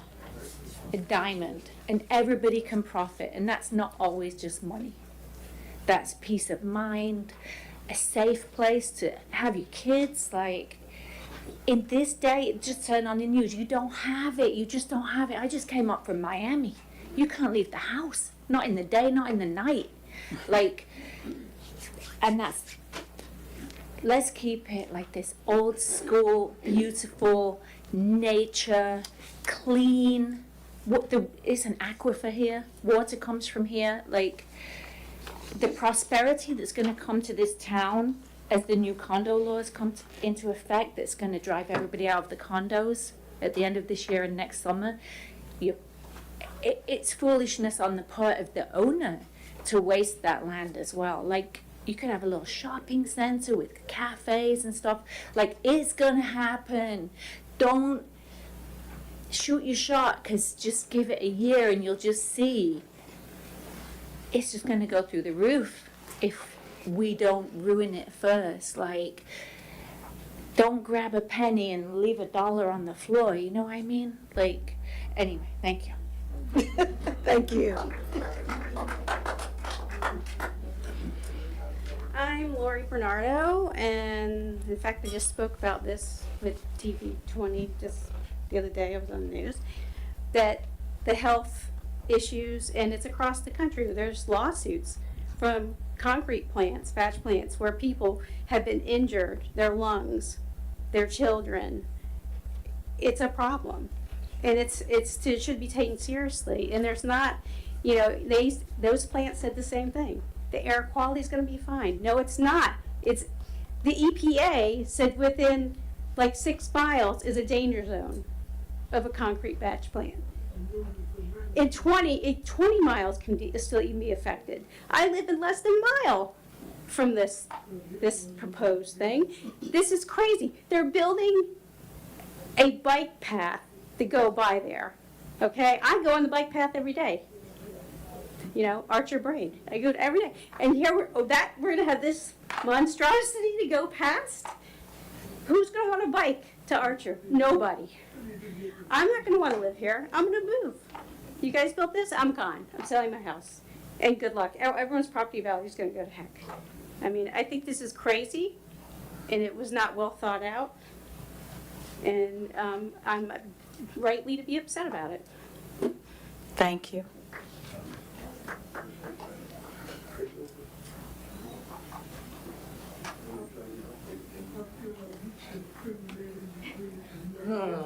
I'm David Norton, lived here on 173rd. Hold on a minute, sir. It's too much chatter, and we need to be able to hear you. So I'm going to ask the audience to please stop. Lived here on 173rd Court, used to be McDowell Street for about 40 years now. The question I have right now regards, I'm not really concerned about the legality of it. What I'm concerned about is Mr. Hope's statement about this property. Of course, it was zoned heavy industry. Correct. Where is the provision that the public has to separate one heavy industry from another? There's a huge difference between what Maddox Foundry was doing on that property. Sure, there was some noise when they were operating 40 years ago. There got to be less and less and less. You said it was still operating a year or two ago. I think it was at least 5 years ago when they finally quit blowing the bell. No, it was 21, 22. Yeah, either way, there's a big difference between just saying this property is heavy industry because Maddox Foundry was here. And those of us nearby that property, living there next to Maddox Foundry, were never properly notified about any agreement, about any other thing that was done there. So if the only way to do that is to hold some sort of moratorium to tell us close neighbors what's going to happen right next to our investment, right next to our home, then something needs to be changed, whether it's proper or not. Thank you. Thank you.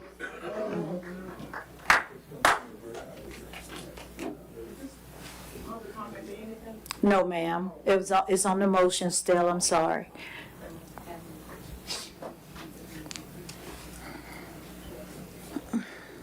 Brenda Skinner, a resident. I'm a little befuddled by something. You guys are talking about a moratorium and whether or not to have this moratorium. In a couple of weeks, there's coming up a planning board meeting at which they're going to be talking about the batch plant, I believe. Is it on there? Okay. So. 18th, I believe. 18th, yes. So if one hand is doing one thing, and the other hand is talking about whether or not they can have the moratorium or not, or maybe we're going to have it or maybe we're not, depending on what you find out by the end of the month or whatever, does one hand really know what the other one is doing? Or is one really doing what the other one is doing? I mean, I'm just a little confused about how things really get done. Thank you.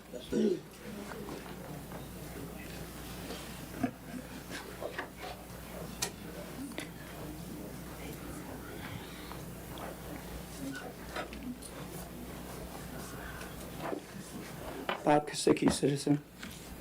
Well, we know these permits for the batch plant were started somewhere between 21, 22, because I've got copies of them that had gone to Tony during that time. So this has been coming a long time. It was going to happen that they brought it up and bought the land, and this was when they bought the land and everything else. So it was going on. Now we're to a point that more people are involved. They're finally understanding what this thing is and what it really isn't. And it is something that's bad. That's why they're going through all the hoops trying to find ways to make it better than it could be. You're never going to make a batch plant great. Thank you.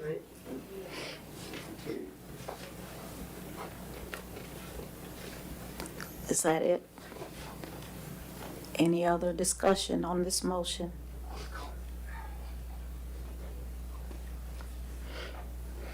Andy Renshaw. I would say this is a bit of a travesty because you hear all these opportunities coming to Archer, and we start off the meeting talking about the budget and how little you actually have in your funds. And then you hear about all this opportunity that's coming that could possibly bring you growth in the future. And you have a 10,000 house unit, is that what I heard correctly? That was planned for Levy County? Well, what's between there and Butler Plaza? Here, you have an opportunity to grow Archer and actually not grow it as in make it look like some of these other towns that are growing, with all kinds of craziness and industry and everything else just for the money, but you have a chance to grow it as a potential cultural place for somebody to stop. Instead of them driving all the way from Levy County to go to Butler Plaza to get dinner, they could stop here. They could bring you revenue. They could bring you property values. They could bring you some money to put into your bank account, which you are solely needing. You're not going to get that putting an industrial concrete plant in the smack middle of Archer. This is an opportunity, maybe not proper, maybe that might have some challenges, maybe it'll be difficult and your road's even more difficult because it's got kicked down the can or kicked down the road a little bit for years and years and years. And you should have had some forethought in some measure looking at the Maddox Foundry, which was here for over 100 years, and say, someday that may not be here anymore.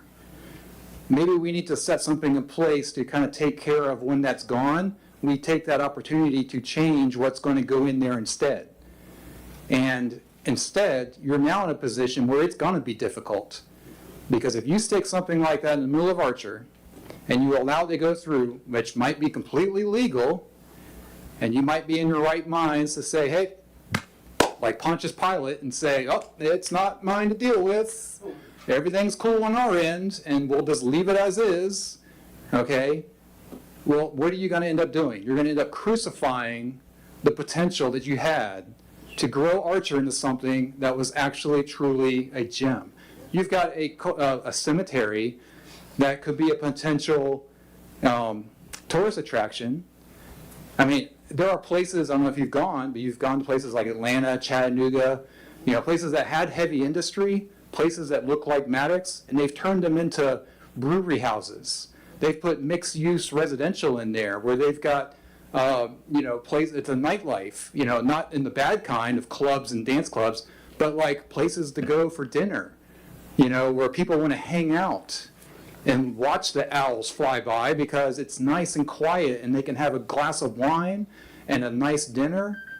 Okay, there is potential here, but you've got to have some foresight and some guts to do what is right instead of just what's convenient. Thank you. Thank you.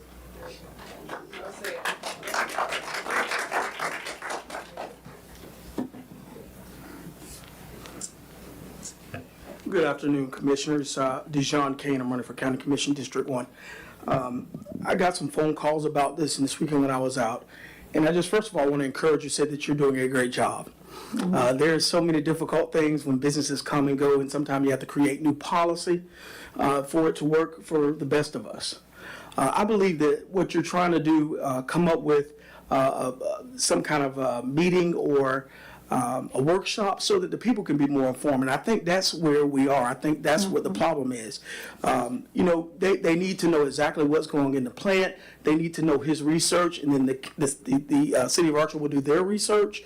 And I think once you start there, I think the people will really understand where we're trying to go and understand the end means of this is to make a policy that will work for everyone and get the community involved. And I think that's actually what you're trying to do. And it may be, you feel like you're kicking the can down the road, but it's better to do it now than later because we'll have more businesses wanting to grow and wanting to come to Archer, and we already have the policies and everything we need in place. So I want to just tell you, I support that. I love what you're doing. And listen, nobody's perfect. But this is a learning experience, not just for us, for Mr. Arnold, for all the constituents, so everybody can get all the information. And I definitely will be here so I can even learn what we can do better and what policies we can come up with to make Archer one of the most respected, tight niche, bring more revenue in this place, because we all need it right now. The economy is not tinkling like we should. But again, you're doing a great job, and I think you really need to go with that, working out that different plans and see where we're at and what we're doing. And that's going to set the precedence of who Archer is and where Archer's going and the businesses that are going to come here and the revenue that's going to come to this community. So we're going to work together. Thank you so much. Thank you. All right. Is that everybody?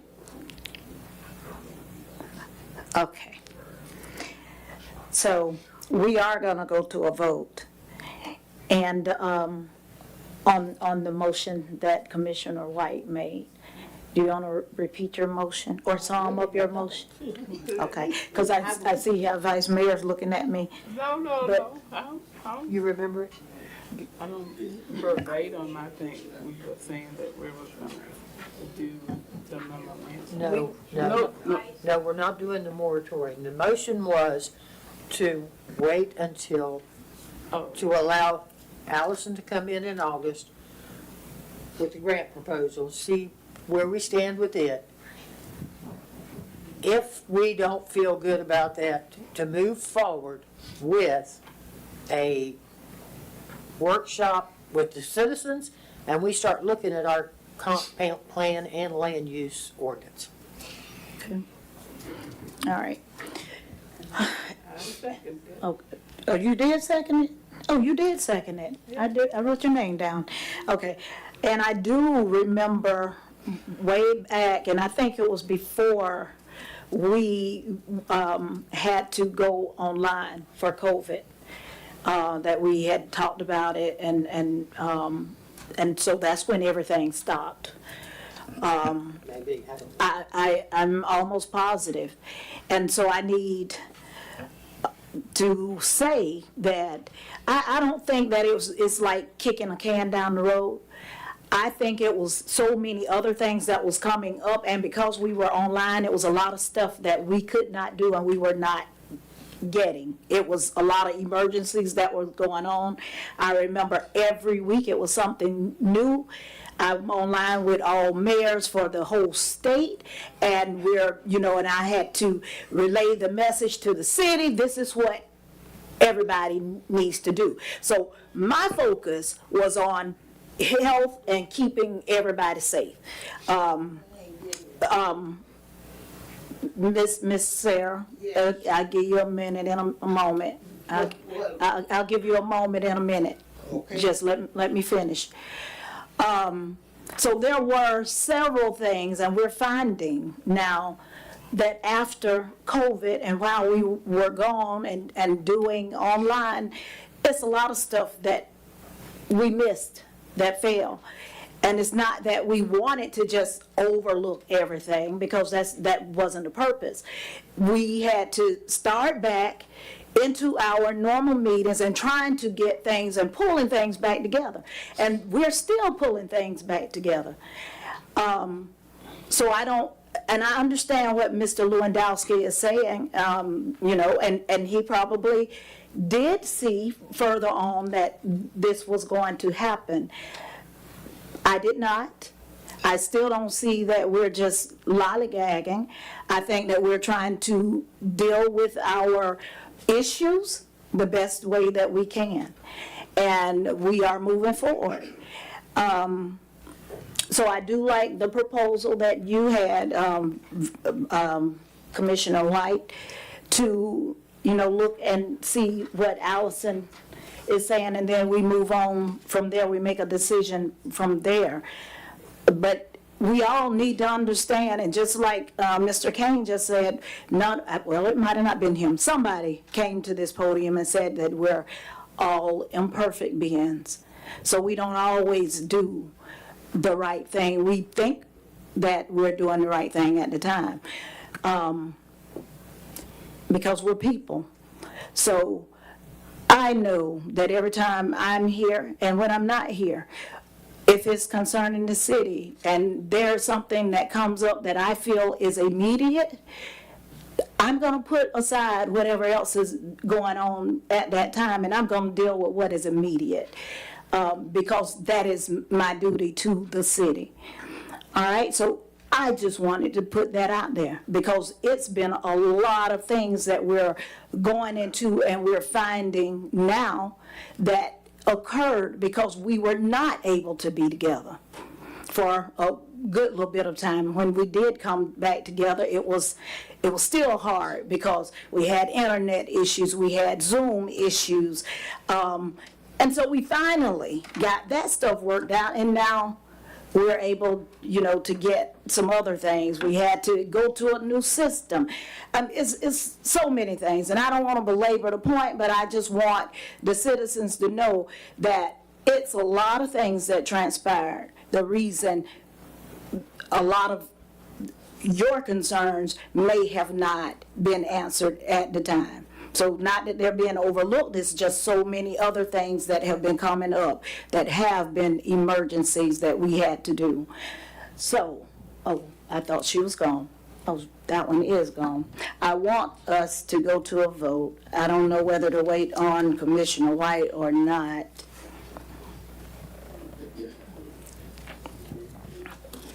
I think we're gonna vote, because I'll just ask her what her vote is.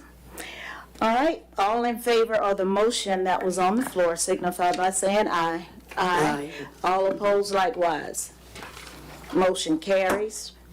Right now it's 4 5-0, and when she comes in, I'll find out what her vote is. All right, so the next section is announcements. So announcements only, and then followed by the announcements are gonna be public comments.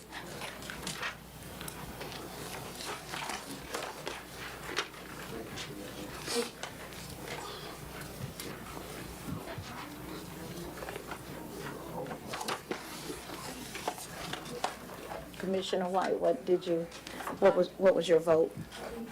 It was an aye? Okay.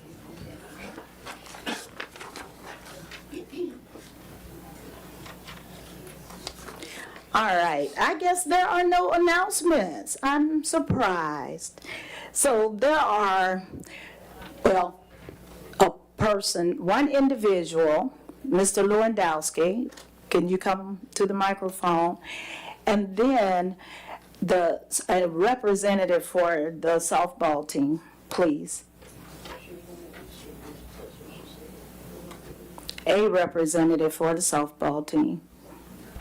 Nobody's gonna come for the softball team? Just, it could be how many of you want to be. So, a little bit. So, Mr. Lewandowski, this medal is for you. I'm giving you this medal for your participation and your work for that event you did for us, because as a citizen you did not have to do that for the city, and you did, and I appreciate it. And so Florida League of Mayors provided those for me to give to some, any of the citizens that are making a difference in the community. So I appreciate you. Thank you. Thank you very much. Thank you. Oh, I'm sorry. Hold on before you do that. And that event was the Memorial Day celebrations. Correct. That event was the Memorial Day celebration. It was all And day. y'all can come this way, because I didn't know that Vice Mayor wanted to be recording. So, again, ladies, I don't remember the name of the team, but you guys have also brought a lot of business to Archer. Anytime that you guys are doing the games, we have a lot of people coming through purchasing in the city, and I, on behalf of the Florida League of Mayors, want to say thank you as well. Thank you. Look, you gonna walk away? Can I shake your? Thank you. Mr. Lewandowski, you want to come back so so the Vice Mayor can get a picture, because she said I missed her. First, Kathy, go ahead and take our picture first. Oh, I'm live. Oh, you. Hold on. I'll help you out. Hold on. And make sure you get to the newspaper now. Okay.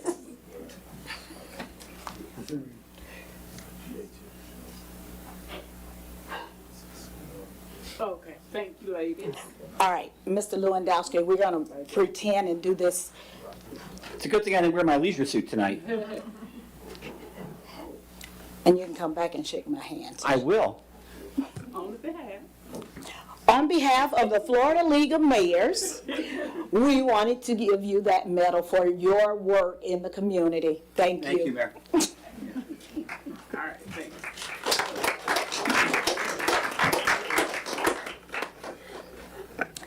So, now we're going to go to public comments. Again, before we go there, I want to remind everyone you have 3 minutes. State your concerns or your questions, and please return to your seat. Thank you. My name is Alyssa Robinson Jenkins, and first of all, I want to apologize for the outburst. But you know what? When you are a historian and you have done history the majority of your life, like 41 plus years, and when somebody else stand before you in your face and talk about your history that you research, especially when my ancestors born in 1826 and 1823 walked from Jackson, Mississippi, and you want to go in my book and use my information to help you write a grant to get money, and then you disrespect them, that's like interment. That's like taking them out of the grave, okay? So the person who wrote the grant, her name is Kirkland. She's one of them. They use so much information from my book to get that grant approved, unbelievable, which is called plagiarism. But because I am who I am, I'm not going to sue anybody. Because they use my information, they didn't have any of their own. But the one thing that I wrote, Archie, Florida is my hometown. I'm going to make a copy of this and give it to everybody. I'll leave it here because it talks about my grandfather, born in 1868, his values that he passed on to us. And when you read it, you're going to feel it. So don't take my information. And if I sound like I was angry, I was. This is my information. Might still be a little bit. And breaks my heart. I was the person who, back in 2003, I researched 7 black cemeteries in Archer, all 7 of them. And when I did, I sent my information to Bill Power. He put it on the internet. It's still information. A little rearranged. Put it there. That's my information. And I'm not going to sit here any longer and hear, I did this. It's called lie, lie, lie. So stop it. That's my story. And I'm speaking. All right, thank you. Okay, Sarah Brandon. Hold on. Are you done, Ms. Jenkins? Yeah, I am done, and thank you all very much. Okay, I wanted to make sure I ain't infringed on her time. Thank you. You did, but I thank you for allowing me to market my book. I just gotta say. You had your 3, but you have a little less than 3 minutes. Sarah Brandon. Yes, ma'am. And, Ms. Mayor, you Yes, ma'am. said that one of your jobs was for safety and health for Archer. During COVID time, I had meetings, and I'm gonna stop your time, I'm sorry. During the time of COVID, right before we all had to close down the businesses and go home, every week I had a mayor's meeting. And it was people from around the county, people from the state. And if there was something that was going on and they wanted us to do, that's where I had to be. That's what I had to do and relate. And yes, ma'am. So it was more of keeping people safe so that they did not receive or get COVID. Of course, we couldn't prevent it for everybody, but yes, ma'am, that was. Okay, I didn't understand it like that. I was thinking about you being the mayor and that our elected officials, their job, part of their job was for safe and healthy in Archer. And I feel I'm not getting either one of them because the grass is so high behind my house and it's like right at my back door. Yes, ma'am. And snakes crawling from over there, and the grass being as tall as I am, and I'm scared of snakes. And I'm scared for my grandchildren to go out in the yard and play for fear of a snake. I showed it to Fletcher.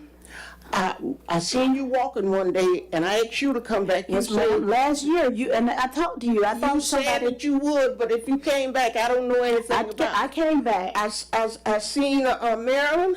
I told Marilyn about it, and Marilyn is going to tell me I'm such a dumb person that they're trying to find out who the property belonged to because the land belonged to one person and the trailer belonged to another. All you got to do is go to the tax place, and they'll let you know who did it, who it belonged to. Thank you. You're welcome. So Miss Sarah, you don't have to come back. So you're saying that this year it's back in the same condition it was. So after. It's worse. Somebody's put the code enforcement. It's worse. Okay. Madam Mayor. And Fletcher told me that the manager was the code enforcement person.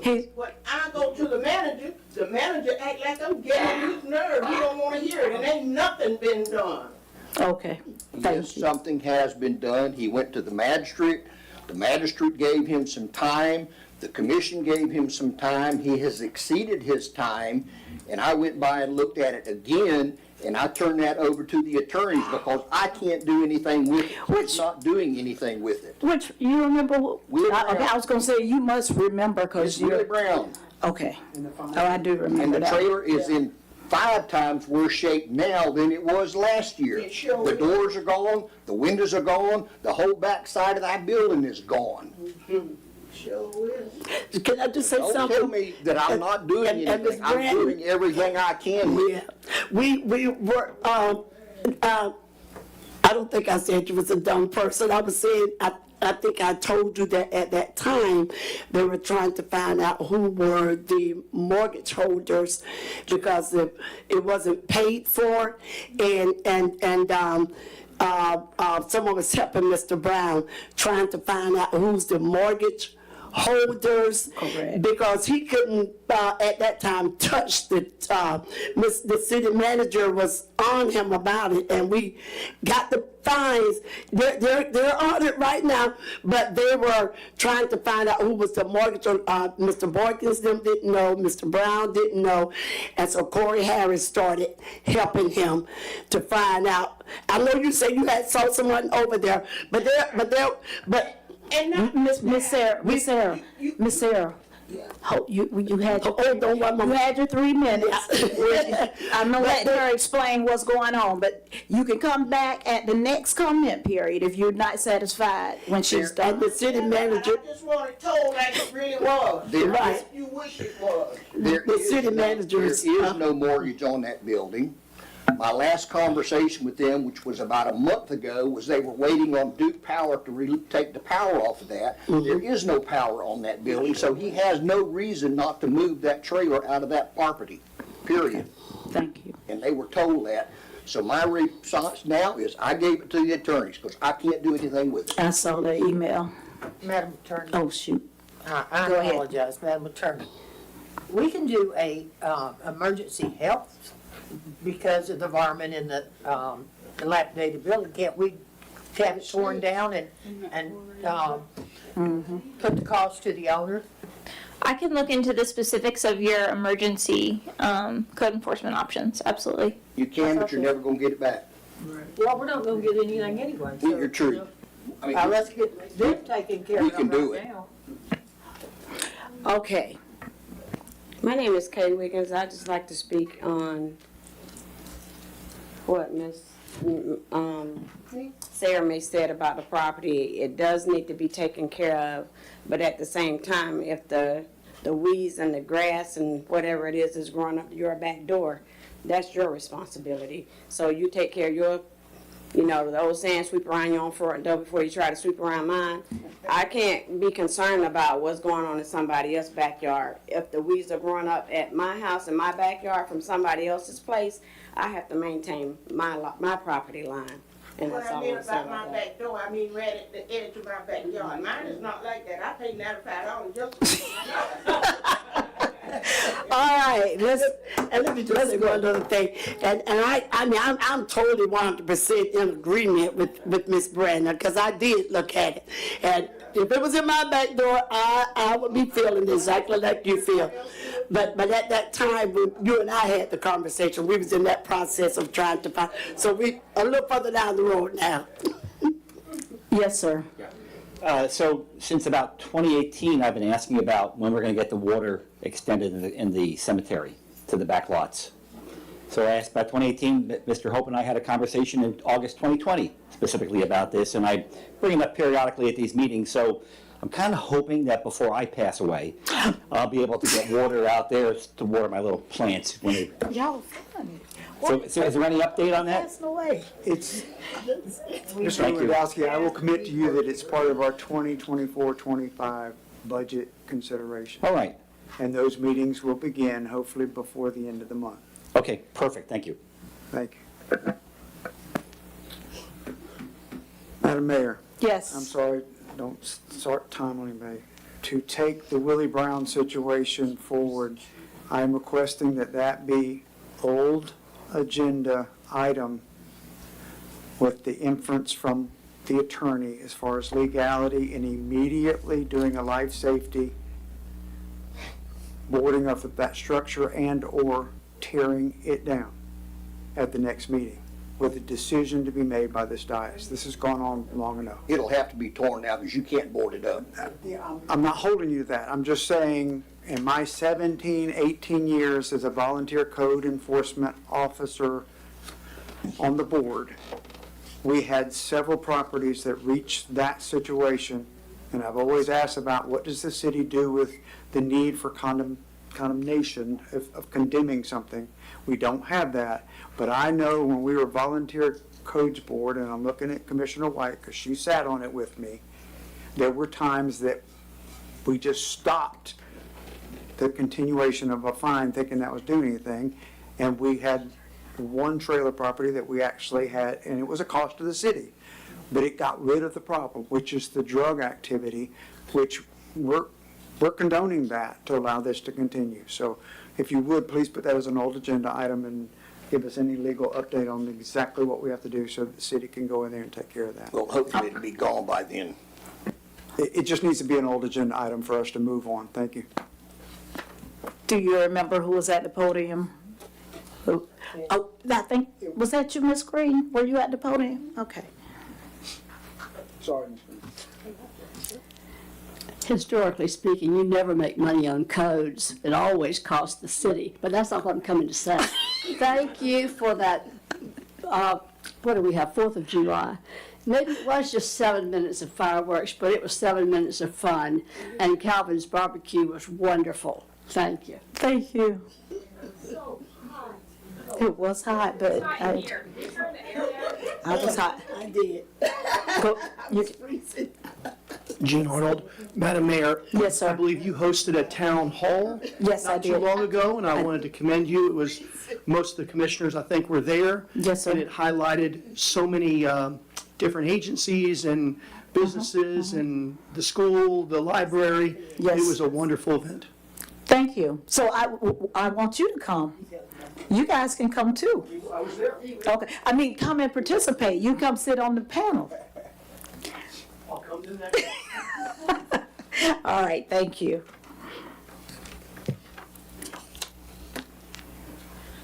Lori Costello, citizen. Who forgives the code fines? We have to, don't we have to decide that? Yes. The commission? Mm-hmm. Okay. When are we going to get an updated budget and a profit and loss? The last budget, I guess passed, was on 9/13, and it had a lot of zeros in it. And of course, it didn't have, you know, the full amount of what was spent. I asked Deanna for an updated one, and she says, "Oh, we don't have an updated one. That was it." And I was really shocked. I like to see where my tax dollars are going. So I know I've been before the commission many times over the past year asking this same question. So could I get an answer? I'm texting Cindy now because July 1st was our new fiscal year. So he July can 1st answer was your July, No, July 1st. October. October 1st. You don't need to July. go to Deanna for a budget. That is Cindy's job, not Deanna's. Cindy, I was asking- Cindy's the finance. She's the one that provides the budget. I understand that. I was asking. I'm sorry. I was asking where it was on the internet, and when I found it on the internet, and then I asked, well, where's the updated one? And she said there is none. I will get you something. Hold on, what did you ask for? What did you ask for? I asked where the budget was on the internet. Thank you. I'm And when I trying to looked send. it up, I asked her, I said, no, where's the updated one? And she Okay. said there is none. That's all I need to know so I Okay. can send her a message. Okay, so my next question, Hold on just a minute, Okay. please, because I do want to clarify one thing. Tony, it's always been that public record requests go through the deputy clerk. Deanna, you made the statement yourself. All public records requests go through Deanna. Deanna passes it on to Cindy. Correct. So if that's changed, I need to know it No, also. it's not. You're correct. Thank you. As well as. Okay, 'cause Mayor, he told me through respect to him, but- Ms. okay. Costello, I believe that Deanna Altop is still our website provider, Right. update person, and that's why you went Right. She does. Deanna for that. Exactly. Yes, she Unless does. you've assigned the No, Deanna website. does that update. So in respect to you, that's why you did that. I understand and respect you. All right, thank you. This is a question for the attorney. I've asked about the ordinance, land use change, whatever you want to call it, the R2 to allow manufactured homes. This has been going on for over 2 years. I asked this at the last couple meetings. You said something at the last meeting, but I couldn't quite hear you. It wasn't an answer, but it might have been that when you were going to get back, or you were going to get back to me on that. My response is that Danielle has been primarily handling that, and she was out of the country, and so I haven't had an opportunity to get with her from when she was out of the country just last So this is since last month? since last week's meeting. Yeah, that was is last when week. you asked that question. But I asked it the month before.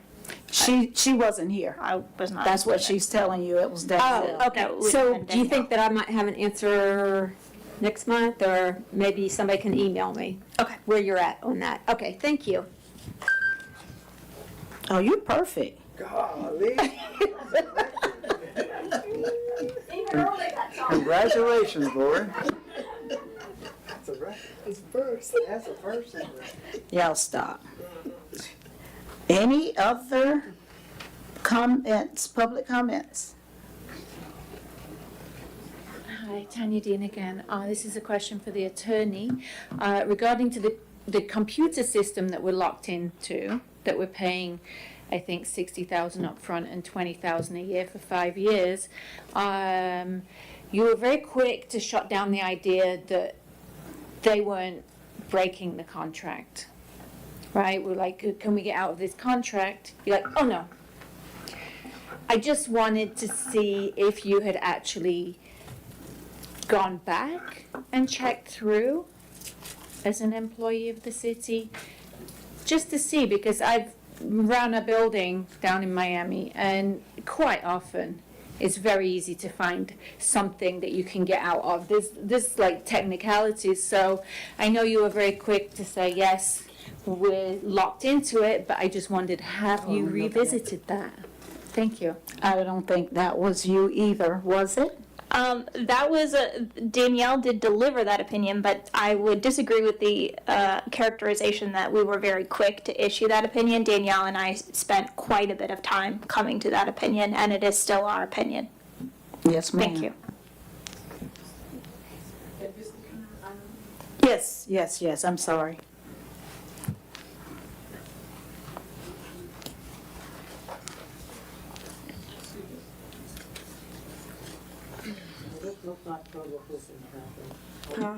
What it look, oh, go ahead. Maybe I shouldn't, don't take the medal back now. Don't do what now? I'm not taking the medal back. I'm Evelyn Stringer and Tammy Nattil, I'm the captain of Unbothered softball team. Kay Wiggins. I received a phone call saying something about we did not pick up the trash from the game on yesterday. And we had 3 teams there. And most of the time we try very hard to take care of all of that because we have guys, men that help us with that. And I think because, I'm not real sure, but because of the fact it got close to dark is the reason why they didn't do it. But I know for a fact early this morning when Mr. Michael Nattil went out there and he cleaned up everything. But my request is, I don't know where the comment came from or whatever. If I could just say, even if that happened again, before it get reported, just give us a minute to come back the next day to get it done. And if we don't get it done, then maybe make a comment about it. On top of that, I need to know too that, should we be doing all of the cleaning, or do y'all have employees that take care of that? or that's our sole responsibility. And we do try to keep it clean anyway, because we do a lot of cleaning anyway. So I just need to make sure we get that clear. So are you talking about the cleaning after you're done, yeah. or? So yes, you supposed to leave it in the condition that it was in. Now, that doesn't say a whole lot for it. So you shouldn't have to clean up before. You should not have to clean up before. It should be ready, and then you clean up your mess before you leave. So, I'm not sure that the city is aware that we basically, on Sundays when we have softball games, my husband, Ricky Mattil, he goes out there and he holes the field and get the grass out of the infield, which is, I think, was supposed to be done by the city, but I'm not sure. But he gets up like 6 in the morning and he goes out there. They mow the area where we have to play in the outfield. They bring their riding mowers out there. So it's easy to complain about the things that are not being done, but sometimes you have to be patient with us because we are literally doing like everything to bring this community back together. I can remember as a child playing softball in Archer, the same old people that sponsored us.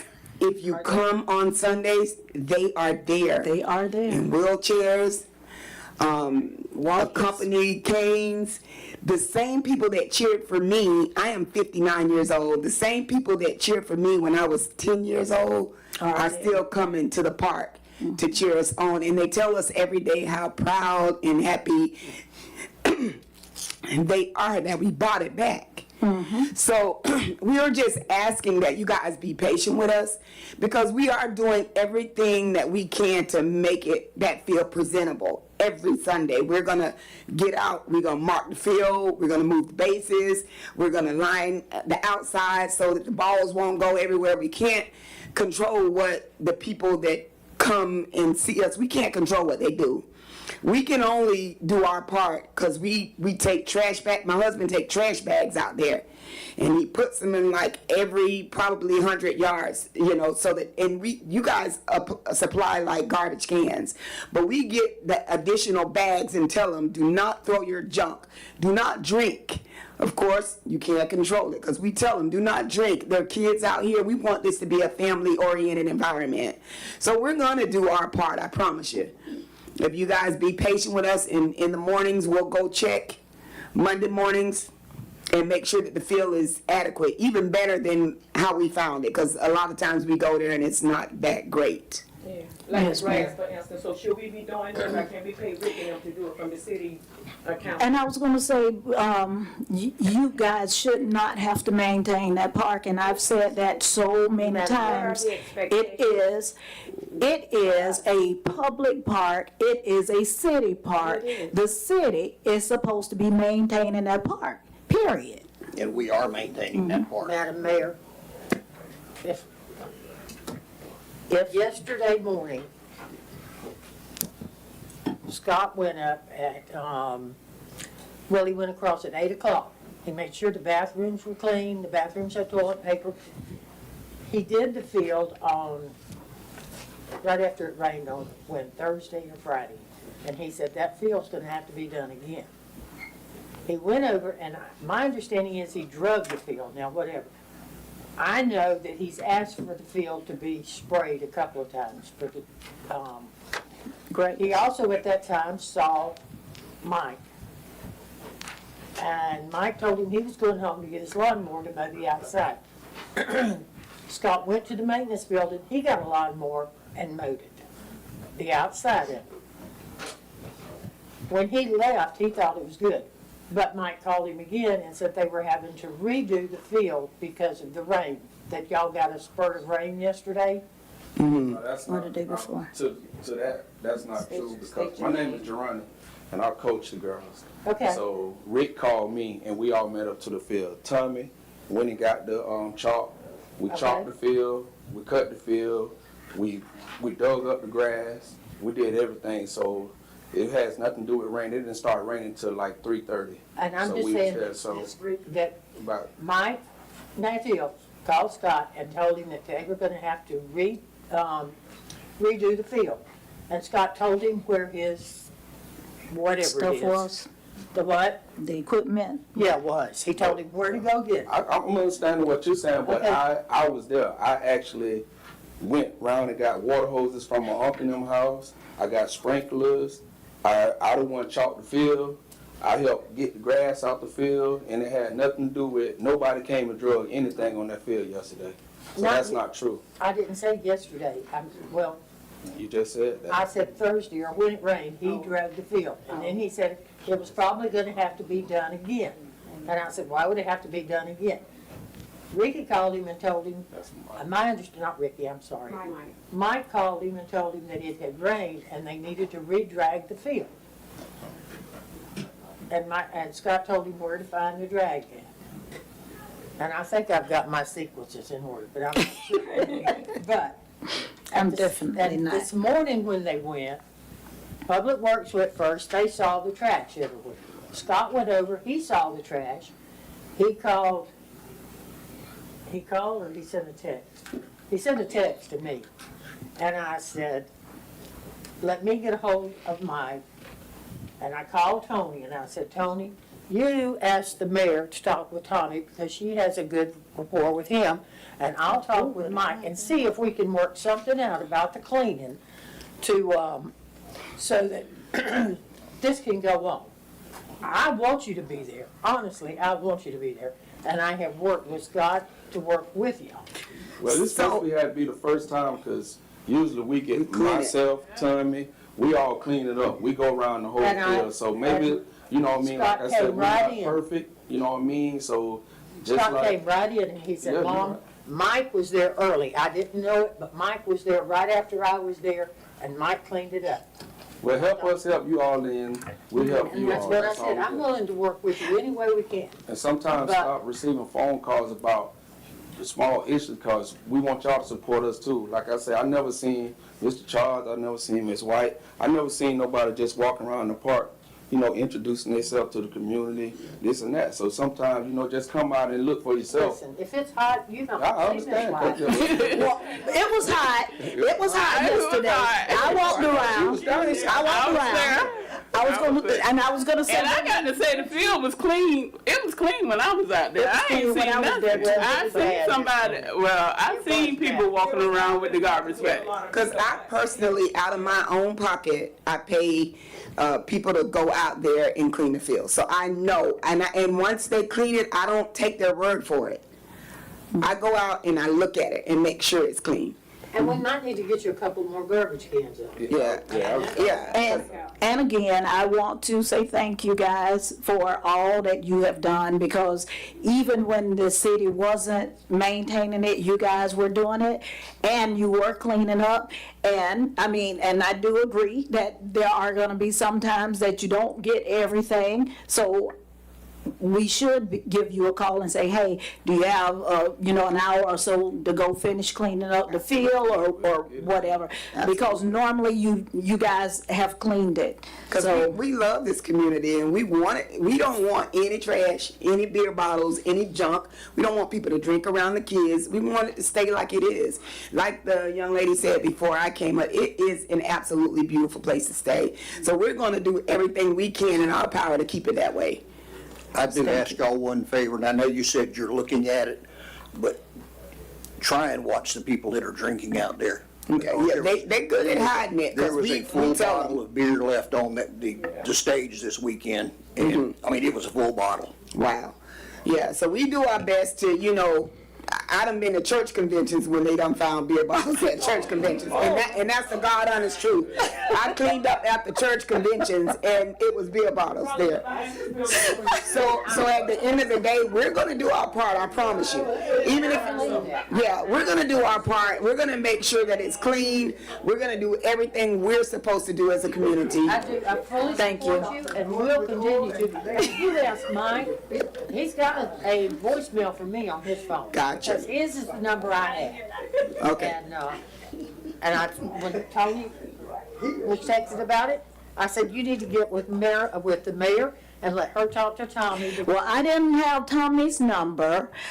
He did mention Tommy, and I told him I don't have numbers, but I'll try to call somebody to get numbers. And I actually called Tommy's sister and didn't even think about asking for his number. My bad. Well, I take a huge responsibility for the team because I do a lot of, I am the treasurer, I'm the captain, I'm the coach with Peanut, so I do a lot of stuff. I am on Facebook. Miss White is one of my friends on Facebook. I don't care what type problem it is. If it's something that we can handle as a community, I promise you, we're going to handle it. So if you want to send me a message on Facebook, and I can give you my number, because I don't care. If I don't want to answer it, I ain't going to answer it. I'm not one of those people that are scared to give the phone number, because I don't answer when I don't want to answer. But it is what it is, and you guys work with us, and I promise you, we'll work with So you. if we have a problem, I mean, I'm not even saying a problem, if there's something I want to discuss with the team, Right. I'm coming through you. You can come through me. I'll give you, Kathy has my number. I don't know if Iris has it, but yeah, I'll make sure you have a number. The rest of y'all know. And I mean, Ron's number and Tommy. Golly, they should have called you. You got everybody's number.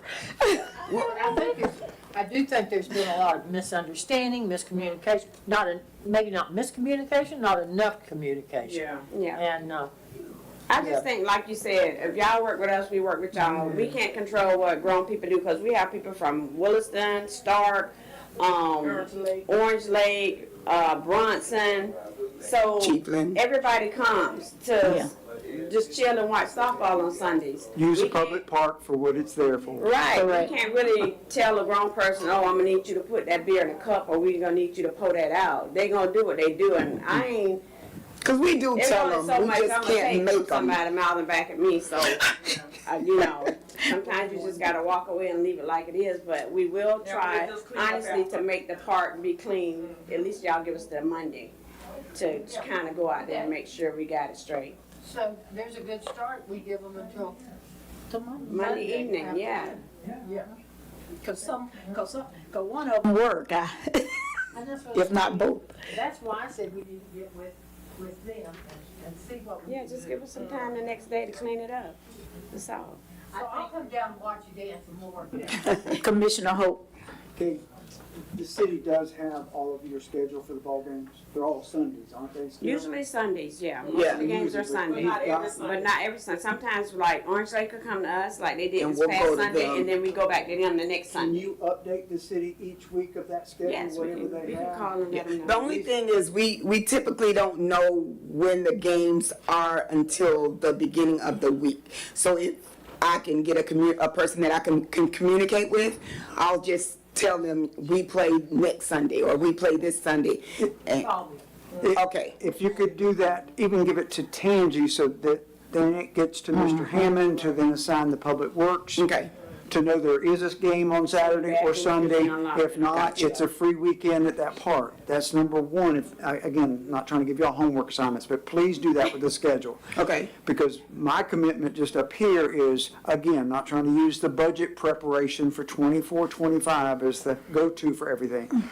But we want to upgrade, I want to upgrade the expenses for that park equal to what we have down there That's right. based on this Correct. opportunity. That's how it should be. I'm not saying it's going to be perfect, but the point is, Absolutely. those things that we keep talking about, the grading it, the getting the clay on it, the mowing it, if there is a weekend scheduled game.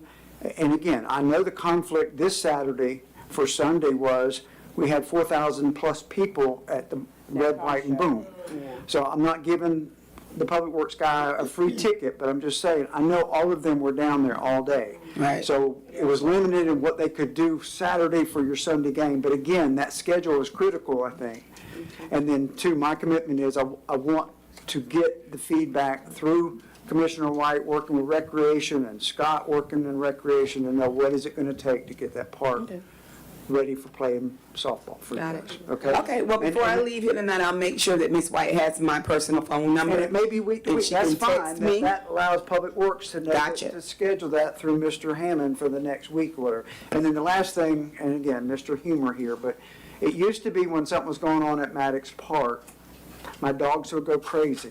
What y'all do on Sunday, my dogs come out and they sit along the fence just to watch what's going on. They don't bark at the music, they don't bark at people going by, so they're enjoying it. And I'm enjoying it because I'm dancing in the street, doing my yard, so thank you very much. Awesome.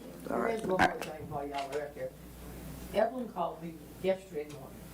They were sending weeks on about permits, and that would have, did you get a hold of the city? No, I didn't get it, but I'm gonna tell them about it, so I Okay, got a that's what I was phone. gonna say. That needs to be done a lot further in advance than the day. Well, it would be if the people know that, I mean, when they scheduled to come, they don't always know they can always come 4 or 5 days in advance. So that when they find out we have a game, they ask them. One of the young men had already came here and got a permit, but he didn't pay. And the other one asked that day, can he come, and that's what I need to talk to him about. But I did collect the money, and I do have some money for you. Okay. We gonna go Well, out that I'm way just with saying it. that if we Yeah. have the schedule though. Yeah. But even at that, even having the schedule, a lot of times the vendors don't know if they're gonna come or not. Because some of them work and some. So they just need to do the application in their They event. can get a peddler's permit for a month Yeah. Okay. and pay the month fee, and then they can do their cycle wherever they want to go. Yeah, but the problem is we don't play every Sunday. Right, I know that. I think he's just saying for, you cover for the month. For the month or whatever days it may If be. they have a rotation, that Okay, it's yeah, it's an that's cool. expense to Okay, them, then I'll but let they're them know covered too. for the month. Okay, Y'all I'll are let them gonna know. follow y'all as in games. Okay. Two Gotcha. of them out of 4 will be at Archer. Yeah, these two was new people anyways. It's not the one that already paid and got the application with Archer. All right. Okay. Thank you all. All right, thank you. So we're gonna move on to the planning calendar. Ryan's gonna correct me on something. I thought she was gonna, correct me on something. Who? Angie. Okay, she got it. That's all right. She's quick to correct me on that. Yeah, planning calendar. Item A is the health fair. Item A is the health fair on Saturday, July the 13th, 10 a.m. to 1 p.m. at the Archer Community Center. Item B is a planning and zoning board meeting on Thursday, July the 18th at 6 p.m. City Hall Chambers. Item C, city commission meeting on Monday, August the 12th at 6 p.m. City Hall Chambers. Thank you. August 12th is also the first day of school for the students. Really? Yes.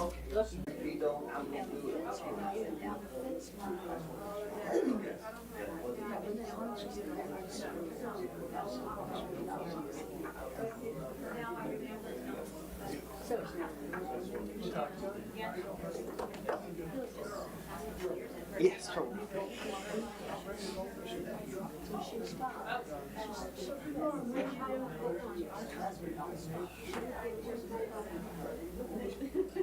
Ms. Costello. Yes. Okay. Do I need pencil and paper? No. Oh. Okay. I see your message back.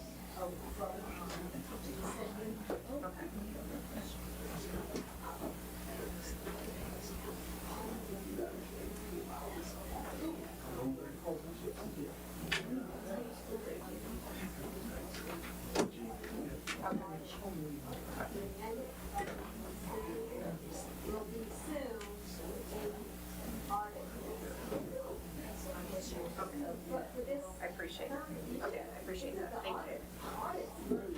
Okay, have a good night.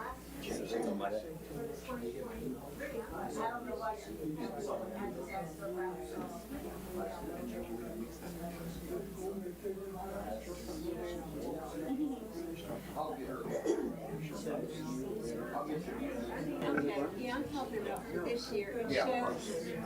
It shows 23, 24 budget, but that's the one that has a bunch of zeros and it doesn't. What is that line term? So you never had the actual spending. They were just requesting the And I thought that we did another So you saw it? Yeah. Okay, clean up the zeros and do the actual spending. Okay. I'll get you answers. If she's here.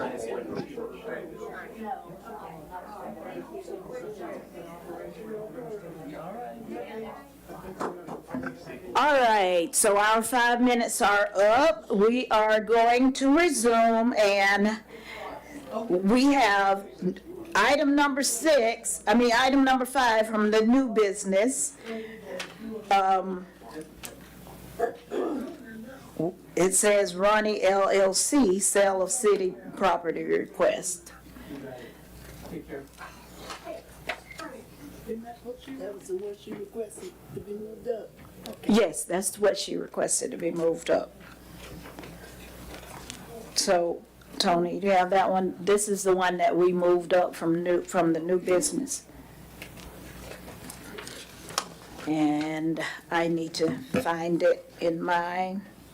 Has Commissioner Alfred left? Yes. Oh, she's out here, you want her? Yes.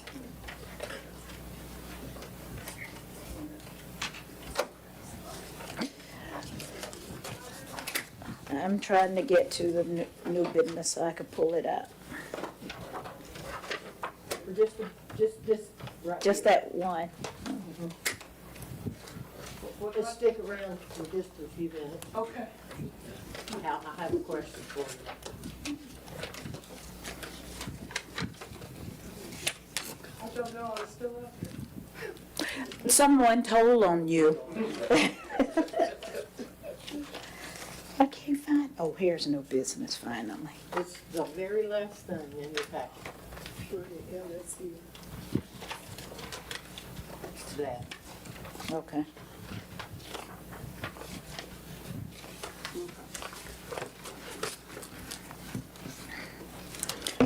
All right.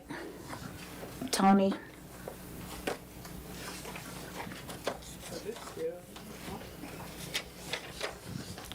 Tony, we're going to. Ready? Yep. Agenda item 5 under new business is Ronnie LLC, sale of city surplus or city property request.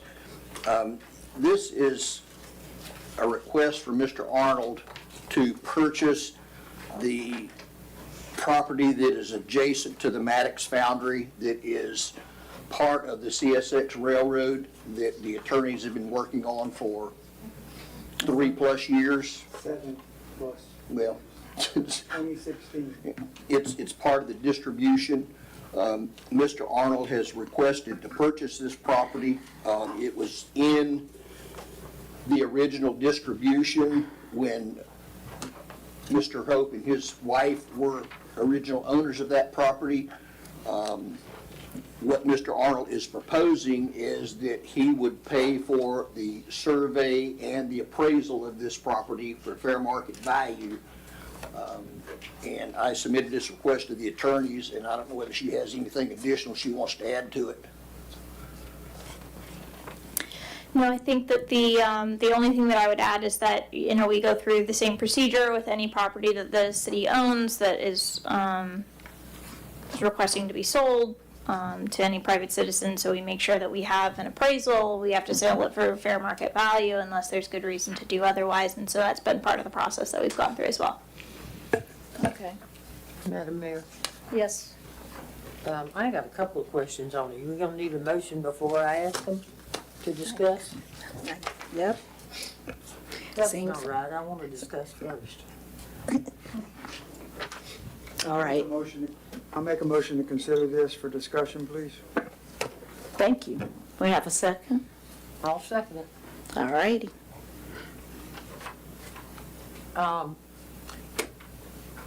Is this part of the rail? Yep. That's what I saw. So, this is part of the rail to trail. Those parcels over there adjacent to the parking lot of Maddox, yes. Okay.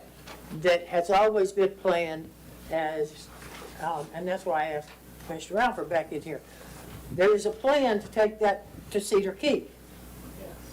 But not, it's gonna turn on Magnolia and go to State Road 24. That's part of the rail to trail, and how's it gonna turn if there's no Because rail it dead ends there? into a swimming pool and a private property owner at the end of that. That's why I'd have to turn and go down Magnolia, unless someone's gonna correct me. So if I'm not mistaken, there are plans for that at this point in time with the county? for the, rail to trail? There's a plan. On the bike ped master plan, there are rail trail maps. I would have to look at it and verify exactly where they're going.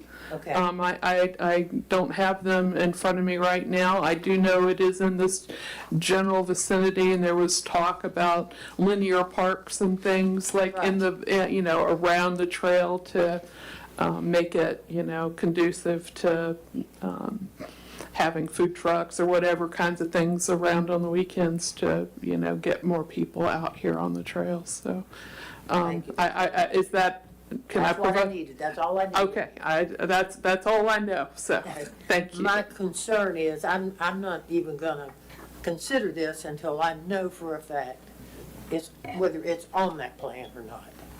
Because if it's on that plan, I don't wanna be a part of messing it up. And you said it goes into a swimming pool, I understand.